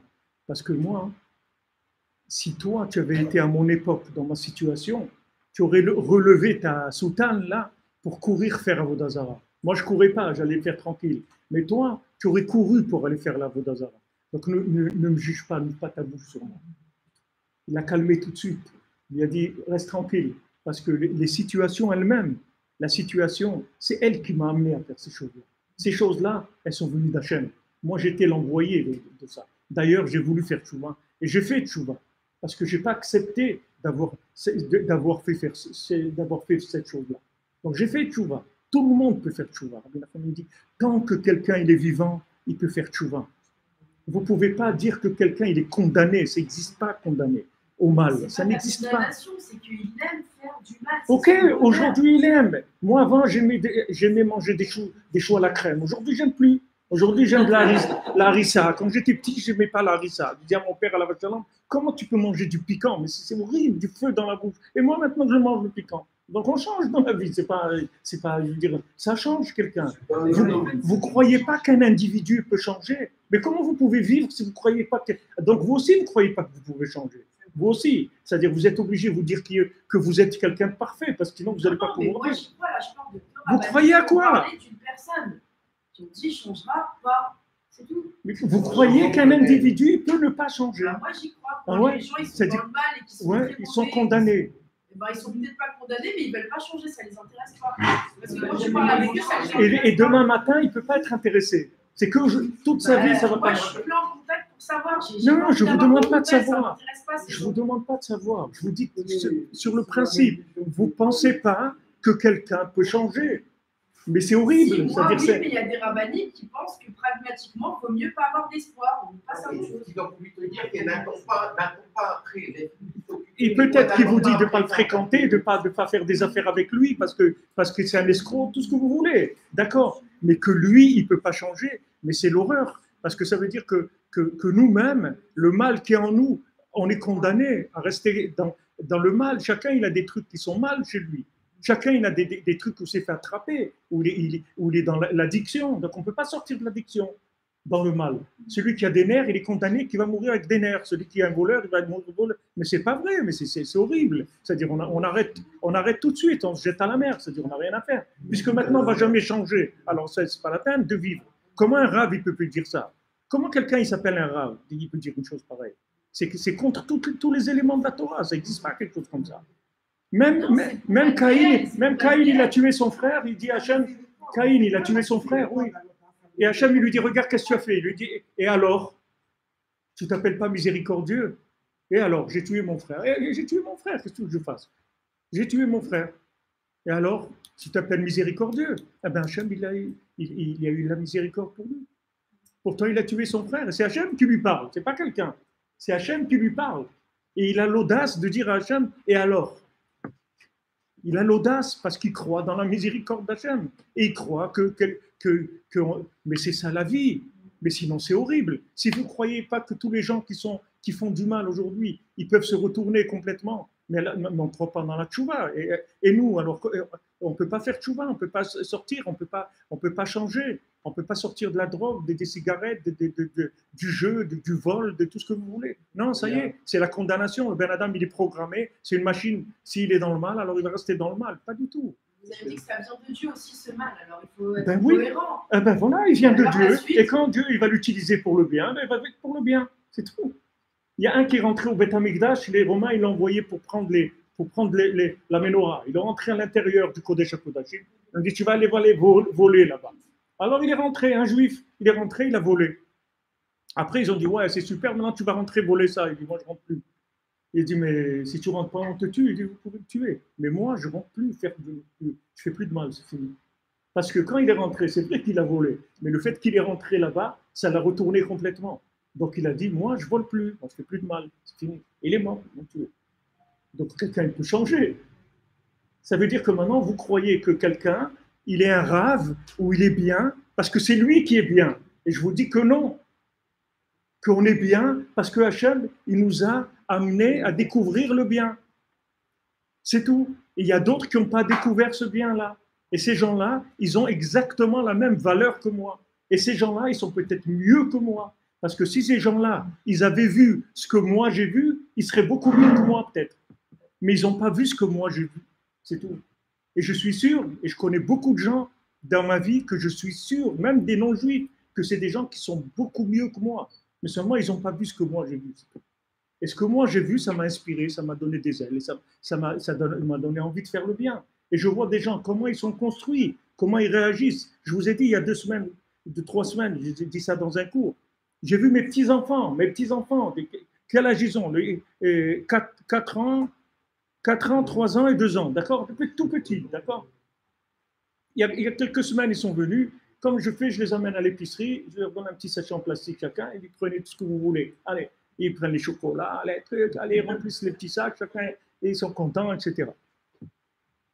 Alors, après, je parle avec leur maman, avec ma fille, 2-3 semaines après, et ils sont revenus, alors je voulais leur acheter. Elle m'a dit, ils ne l'achètent pas trop parce que ils prennent un par jour des chocolats et tout, ils en ont encore, le sac, il est encore presque plein. Quand elle m'a dit ça, j'ai dit, mais moi, je ne peux pas faire ça. Moi, tu me donnes un sac avec des chocolats, je les mange tous. Tu viens une semaine, il ne reste plus. Moi, voilà, je vous dis, moi, je les mange tous. Ils vont pas. Je vais passer toute la journée, je vais prendre un, tac, tac, 2 jours, il n'y a plus rien. C'est tout. Et des petits bouts de choux comme ça, ils sont capables de se maîtriser, et d'aller prendre un petit chocolat tous les jours. Mais c'est extraordinaire. C'est extraordinaire. Un enfant qui peut se maîtriser. Mais ça existe. Ça existe. Donc vous voyez qu'on a des capacités extraordinaires. Seulement, on n'a pas été éduqués, on ne nous a pas aidés, c'est tout. On n'a pas été éduqués dans le bien. Et les gens qui sont dans le mal, c'est qu'ils ont été éduqués dans le mal, c'est tout. Mais ce n'est pas de leur faute. C'est pas de leur faute. Le mal, il va disparaître complètement. Complètement. Le mal, il va complètement disparaître. Mais justement, en disant aux gens que, comme vous avez dit, de déresponsabiliser, oui, je ne suis pas responsable. On a 2000 ans de galoute, il n'y a personne qui peut me juger. Personne. Personne. Tous les peuples, ils ont disparu. Les Aztèques, les Grecs, tout ce que vous voulez, ils ont tous disparu. Nous, on est là aujourd'hui. Qui est-ce qui peut me juger? Parce que dans l'exil, j'ai attrapé des trucs, j'ai attrapé des virus de ça et de ça et de ça. Qui est-ce qui peut me juger? 2000 ans d'exil. Et qui est-ce qu'on a comme exemple aujourd'hui? Qui est-ce qu'on a comme exemple? Si on avait Rabbi Nachman qui serait avec nous, alors il nous aiderait à sortir de notre folie, de notre bêtise. Qu'est-ce qu'on a? Quels exemples on a? Qu'on dit, voilà, je veux ressembler à celui-là. Vous voulez ressembler à un, après vous voyez qu'il est dans la pédophilie, ou qu'il a volé, ou qu'il a fait des trucs et tout. Où sont les exemples? Où sont les exemples que vous avez quelqu'un inspirant, on dit, voilà, un jour, j'aimerais être comme celui-là. Il n'y en a pas. Il n'y a pas. Quels exemples vous avez pour changer? Où sont les sadikim? Vous connaissez? Non, mais là, maintenant, vous allez passer un Shabbat chez quelqu'un qui va vous changer votre vie, que vous voyez des vidéos, d'accord? Ce n'est pas des tzadikim. Ce n'est pas des tzadikim qui ont la force de vous changer complètement, de faire en sorte que si vous êtes dans l'addiction, allez voir n'importe quel rave de la génération, dites-lui, voilà, je suis dans l'addiction de ça et ça, sortez-moi. Il ne peut pas vous sortir. Il ne peut pas. Lui-même, il n'a pas la force. Lui-même, ses addictions, lui, ne peut pas sortir. Il sort des vôtres. Il ne peut pas. C'est très, très difficile. Ok, allez-y, demandez-leur. Demandez-leur. C'est des rabbanim. Je n'ai pas dit qu'il n'y a pas de rabbanim. Des tzadikim, il n'y a pas ce qu'on appelle des tzadikim qui ont la force de changer les gens. Des tzadikim. Mais allez-y, une bracha, il n'y a pas de problème. Quelqu'un qui vous change. Vous savez ce que c'est, quelqu'un qui vous change? Vous ne savez pas ce que c'est parce que vous n'en avez pas rencontré. Mais il y a des gens qui vous disent une phrase, ils vous changent. Ils vous changent. Faire tchouva, il n'y a pas de problème. Et Rav Shalom Arouche, c'est pas Rav Shalom Arouche, c'est Rabbi Nachman.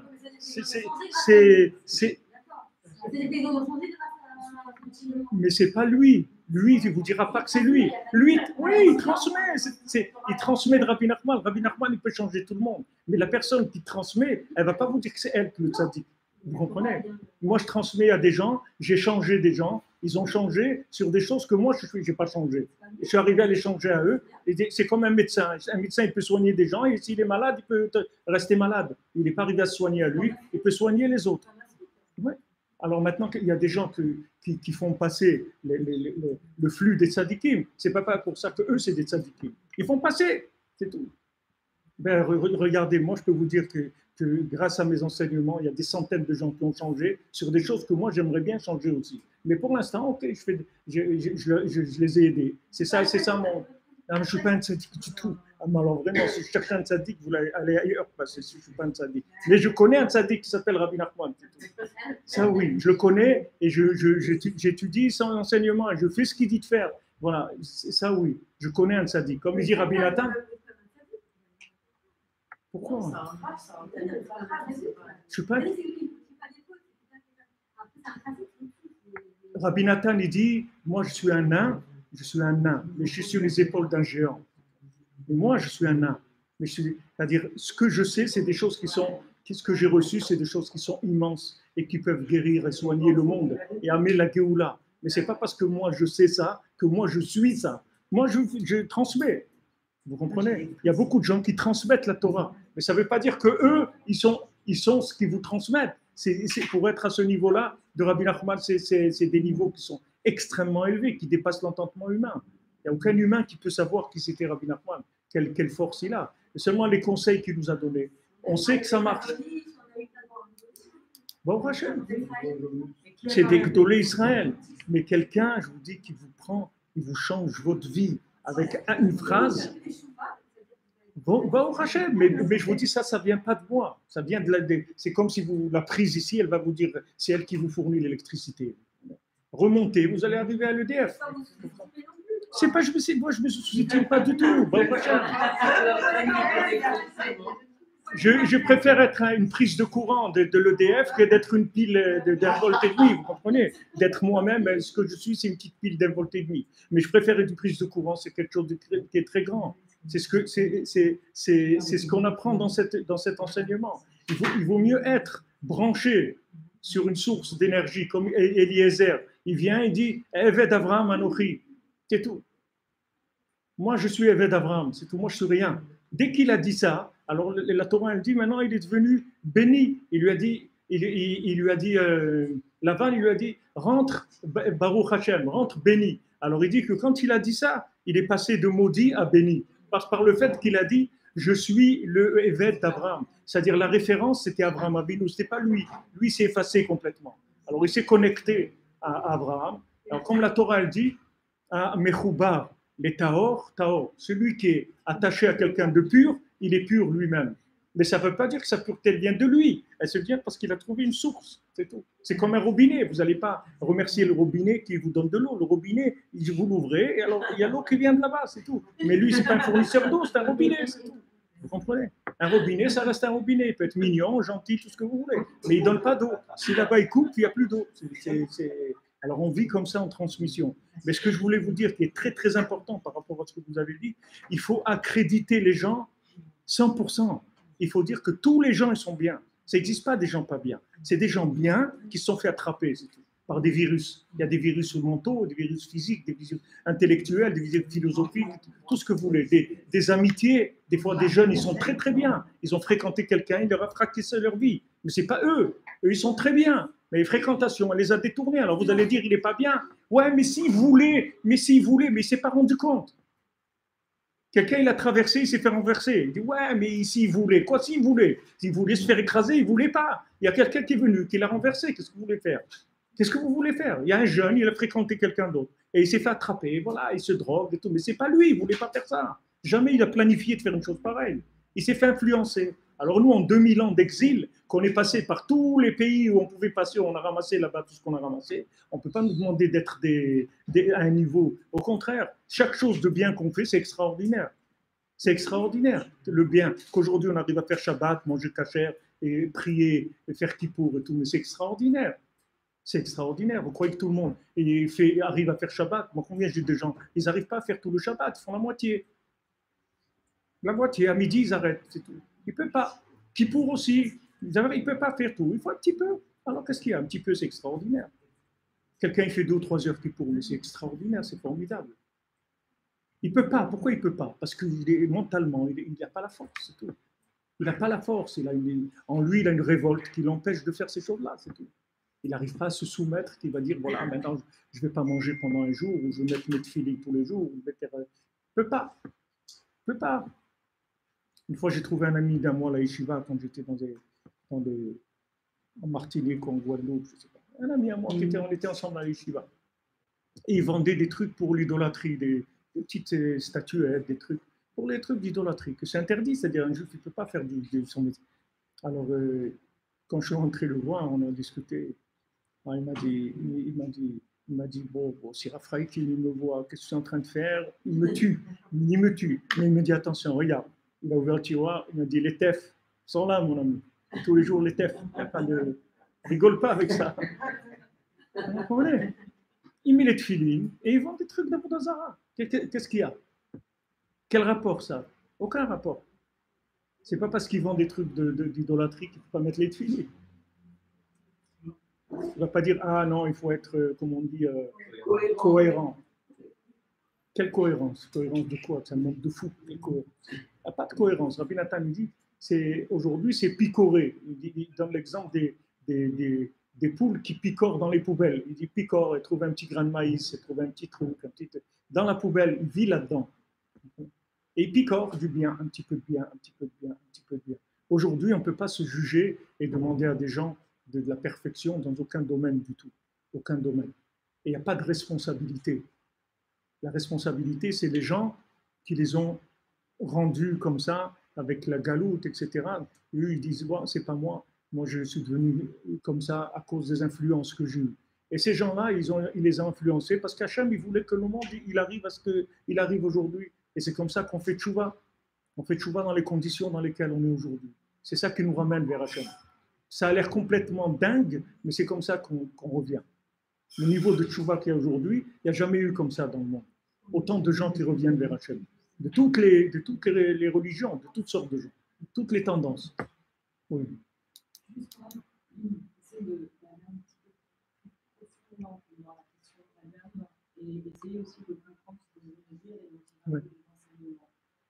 Est-ce qu'on ne pourrait pas simplement considérer, et c'est ce que j'ai vu dans la plupart des études de ce monde de théologie, c'est que la différence entre une personne bien et une personne bête, certes il y a la volonté d'Hachem, on l'a bien compris, mais c'est aussi la capacité d'une personne à céder à ses propres faiblesses. Je pense que chez quelqu'un de bien, il aura une capacité à résister à ses propres faiblesses et du coup, il aura tendance à subir les coups des méchants, entre guillemets. Le méchant lui aura cédé de toute façon à ses propres faiblesses et sera devenu le produit de ses faiblesses. Oui. Et que quelque part, le mal ne serait pas simplement le résultat de la faiblesse humaine. Mais la faiblesse humaine, on est responsable de la faiblesse humaine. En partie, oui. Dites-moi comment vous êtes responsable de la faiblesse humaine. Votre faiblesse. Vous êtes responsable. Vous voulez être faible. Vous voulez être faible. Non, mais alors, on a capacité parfois à se battre contre certains de nos travers. D'autres, on n'a pas capacité parce que c'est trop difficile et on n'a pas l'examen. C'est pour ça qu'on étudie la Torah, c'est pour ça qu'on essaye de comprendre. Mais parfois, oui, on a les armes, mais parfois, on ne les aura jamais. Et voilà la différence. Mais c'est ce que vous dites, que maintenant, une personne qui fait du mal, c'est parce qu'elle se laisse aller à ses faiblesses. D'accord? Maintenant, le fait qu'elle n'arrive pas à résister, vous croyez qu'elle est responsable de ça? Oui et non, dans le sens où elle a... Non, dites-moi oui ou non. Ne me dites pas oui et non. Je ne peux pas comprendre oui ou non. Dites-moi oui ou non. Il est responsable. Regardez, quelqu'un qui fume, par exemple, des cigarettes. À partir de quelle cigarette il s'est fait attraper? La première, non. La deuxième, non. La 10e, la 100e, la 200e, la... Vous ne savez pas. Pas dire. Mais à un moment, la porte se ferme sur lui. Ça, c'est sûr. Il ne peut plus sortir. D'accord? La porte peut se rouvrir puisque vous oui, également qu'on a capacité à changer. Ça, tout à fait. C'est donc, pas qu'on a capacité à changer. C'est pas capacité, c'est-à-dire, c'est pas que nous, on a la capacité à changer. Nous, on est construit pour arriver à tout. Il n'y a aucun problème. Nous, comme on est construit, on n'est pas limité dans nos capacités, d'accord? Seulement, le contexte, les éléments, comment on les vit, alors ils nous limitent là où les limites, ce sont nos limites, ce n'est pas les limites de nos capacités. On n'a pas, vous saviez très bien, ils disent voilà, qu'on n'utilise même pas 1% de notre cerveau ou des trucs comme ça. On n'utilise pas nos capacités. Mais justement, on n'utilise pas nos capacités parce qu'on vit dans un monde qui est ce qu'il est. Donc ce monde-là, il nous a rendu des esclaves de la consommation, etc. Maintenant, vous ne pouvez pas vous battre avec ça. On peut changer d'environnement. Par exemple, les personnes qui ont vécu dans divers pays ont capacité à développer des compétences ou des choses qui n'avaient pas dans l'endroit T et qui nous X ou Y. Oui. Est-ce que si on considère que tout être humain a capacité à changer, oui. Est-ce que ce n'est pas des êtres humains qui acquièrent à partir d'un certain niveau la compétence pour ne plus céder à une faiblesse? Et là, ils ont capacité à devenir quelque chose d'intéressant. Les vrais responsables, c'est les gens qui peuvent vous aider à changer et qui ne le font pas. C'est eux les vrais responsables. Les gens qui ont le médicament pour votre problème et qui ne vous le transmettent pas, c'est eux qui sont responsables. Parce qu'eux, ils peuvent vous libérer. Vous avez une faiblesse, cette faiblesse, elle peut se réparer. Oui, mais seulement tout seul. Les médicaments, ça veut dire que maintenant, par exemple, ce qu'il dit Rabbi Nachman, il vous dit de parler avec Dieu. D'accord? Si quelqu'un, il sait ce que c'est ça, de parler avec Dieu. Rabbi Nachman lui-même, il a dit, si je savais ce que c'est de parler avec Dieu, je n'aurais pas fait des jeûnes, je ne serais pas mortifié ni rien. Alors, parce qu'en parlant avec Dieu, on peut tout obtenir. Mais si on ne vous le dit pas, on ne vous l'apprend pas, on ne vous le fait pas rentrer dans votre cœur, on vous laisse dans votre prison, vous ne sortez pas. Parce que vous ne pouvez pas sortir. Parce que la Torah, elle dit, un prisonnier ne peut pas sortir lui-même. C'est quelqu'un d'autre qui doit le sortir. En fait, les vrais responsables, c'est les gens qui peuvent transmettre et qui ne transmettent pas. C'est eux. Pourquoi maintenant un enfant, vous êtes responsable tant qu'il n'est pas adulte? S'il casse des vitres ou fait n'importe quoi, il faut que vous allez payer les parents. Pourquoi? C'est pas moi, j'ai rien fait. Non, il n'est pas adulte, donc tu es responsable de lui. Alors tous les gens qui sont au-dessus de nous, ils sont responsables de nous en fait, s'ils ne nous transmettent pas. C'est pour ça qu'on a une obligation. Pourquoi je suis là? Pourquoi je viens? Pourquoi je fais tous les jours? Parce que je peux pas, c'est-à-dire je peux pas avoir des choses et voir les changements que ça fait et garder ça pour moi. J'ai pas le droit de faire ça. J'ai pas le droit. Quand j'ai eu le choix dans ma vie, quand le Rav Besançon il m'a demandé, il m'a dit, regarde, où tu fais une carrière dans le rabbinat, c'est-à-dire Dayan et tu rentres dans le rabbinat et tout, ou tu t'occupes des gens, tu transmets la Torah. Alors ça m'a mis du temps parce que j'ai mis plusieurs semaines avant de te répondre à ça. Parce que je voulais quelque chose de vrai. Je demandais à Hachem tous les jours. Et je pleurais bémet parce que c'était d'un côté, j'abandonnais quelque chose. Et d'un autre côté, de n'importe quoi, il fallait que je laisse quelque chose. C'est les choix. Quand vous faites un choix, vous laissez quelque chose, d'accord? Maintenant, de laisser quelque chose, ça me faisait de la peine, ça me faisait du mal, parce que je voyais comment j'aimais étudier la Torah et comment j'avais une satisfaction et tout. Mais d'un autre côté, je vois des gens qui sont comme moi, comme un ami hier soir qui est venu au cours à 2 heures du matin. C'est quelqu'un, ça fait combien? 45 ans que je ne l'ai pas vu. 45 ans. La dernière fois que je l'ai vu, j'avais 17 ans. La dernière fois, on est des amis d'enfance. Vous voyez des gens qui sont des gens que vous pouvez aider. Maintenant, au lieu d'aider quelqu'un, c'est vrai que vous allez vous développer plus, arriver à des choses, etc. Mais d'un autre côté, vous pouvez aider quelqu'un. Et ça a pris plusieurs semaines de pleurs, de prières, d'aller dans la forêt, me lever la nuit. Moi, je ne veux pas me tromper, je ne veux pas me rouler dans un sens et dans un autre. Je veux vraiment faire ce que tu veux que je fasse. Et après, c'est venu comme ça. Il m'a félicité, il m'a dit, tu as fait le bon choix. Qu'est-ce que tu as à faire, etc. Et le Rav Franklin aussi, ma femme, elle vient d'Antibes. Le Rav Franklin m'a dit, ta femme, elle vient d'Antibes. Toi, tu vas devenir antibiotique pour la yeshiva.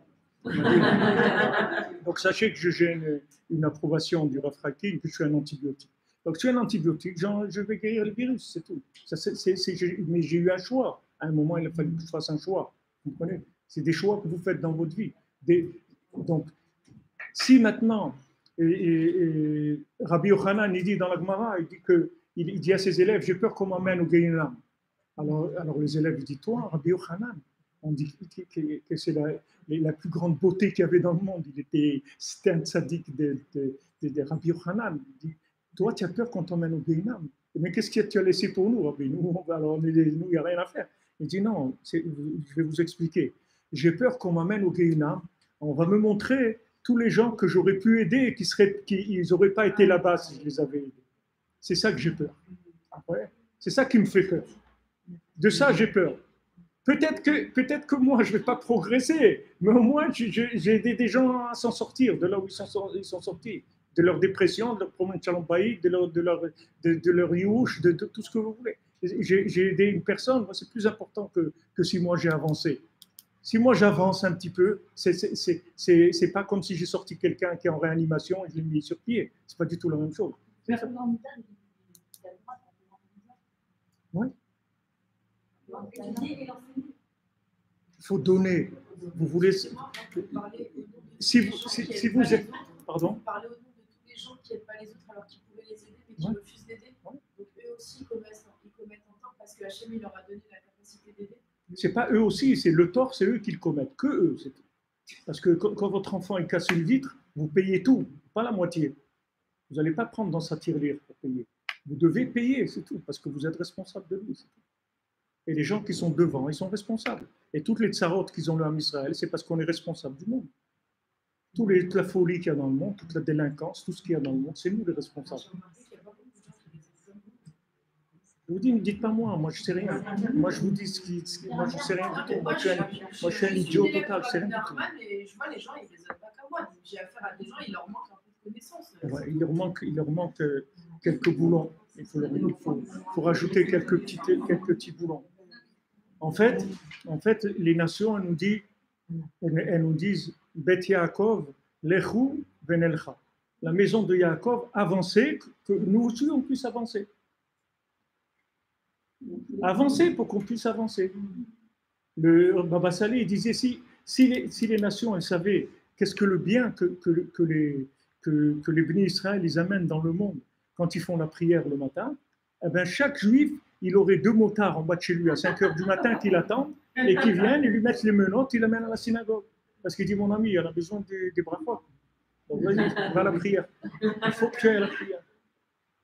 Si les nations elles savaient le bien qu'elles auraient si on était tous en Eretz Israël, eh ben, nous auraient rendu interdit de séjour sur toute la terre, nous auraient obligés à vivre en Eretz Israël. Ils auraient le plus grand bonheur qu'ils peuvent avoir dans leur vie. Mais ils ne savent pas, ils croient le contraire. Ils croient que le terrorisme du monde il vient d'Israël, alors que c'est le contraire. S'il n'y avait pas Israël, le monde il aurait été complètement détruit. C'est parce qu'il y a Israël que les gens y vivent. Et c'est toujours comme ça, celui qui est devant. Réussir à leur faire comprendre pourquoi Hachem nous met tout le temps des bâtons, des problèmes, des galères, des morts. On n'arrive plus à la fin, on n'a pas des bons résultats. C'est vrai, il y a des galères, vous avez raison. Et toutes ces galères, elles viennent pour qu'on change, qu'on s'entraide et qu'on s'aime et qu'on fasse des choses ensemble. Ensemble. Vous savez, en Israël, c'est automatique. Vous allez voir des gens se disputer, crier et tout ça. Dès qu'il y a une galère, tout le monde s'embrasse, tout le monde est ensemble. Viens, je t'accompagne, tu as besoin de quelque chose, des trucs. Mais attends, tu ne peux pas faire ça avant. Il faut que maintenant on ait ces problèmes-là. Tu ne peux pas le faire ça normal.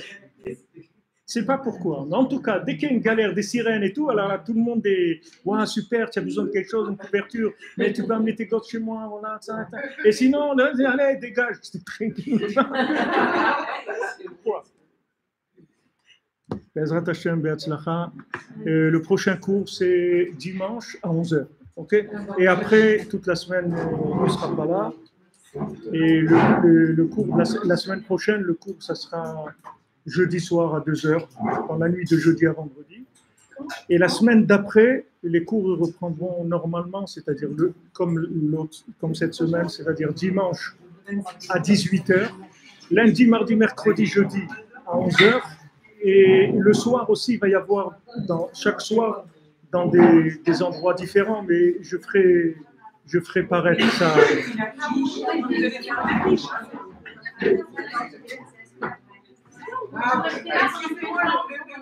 C'est-à-dire je pars une semaine, c'est-à-dire on part une semaine et on revient, on reste 2 semaines.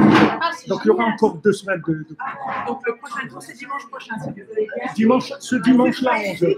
Ah, ce dimanche-là. 11h. Je fais Cachan Magazine.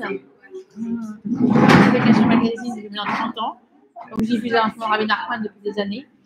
Et c'est vous qui avez écrit une fois un article, non, sur Ouman, oui, c'est vous. Cachan Magazine.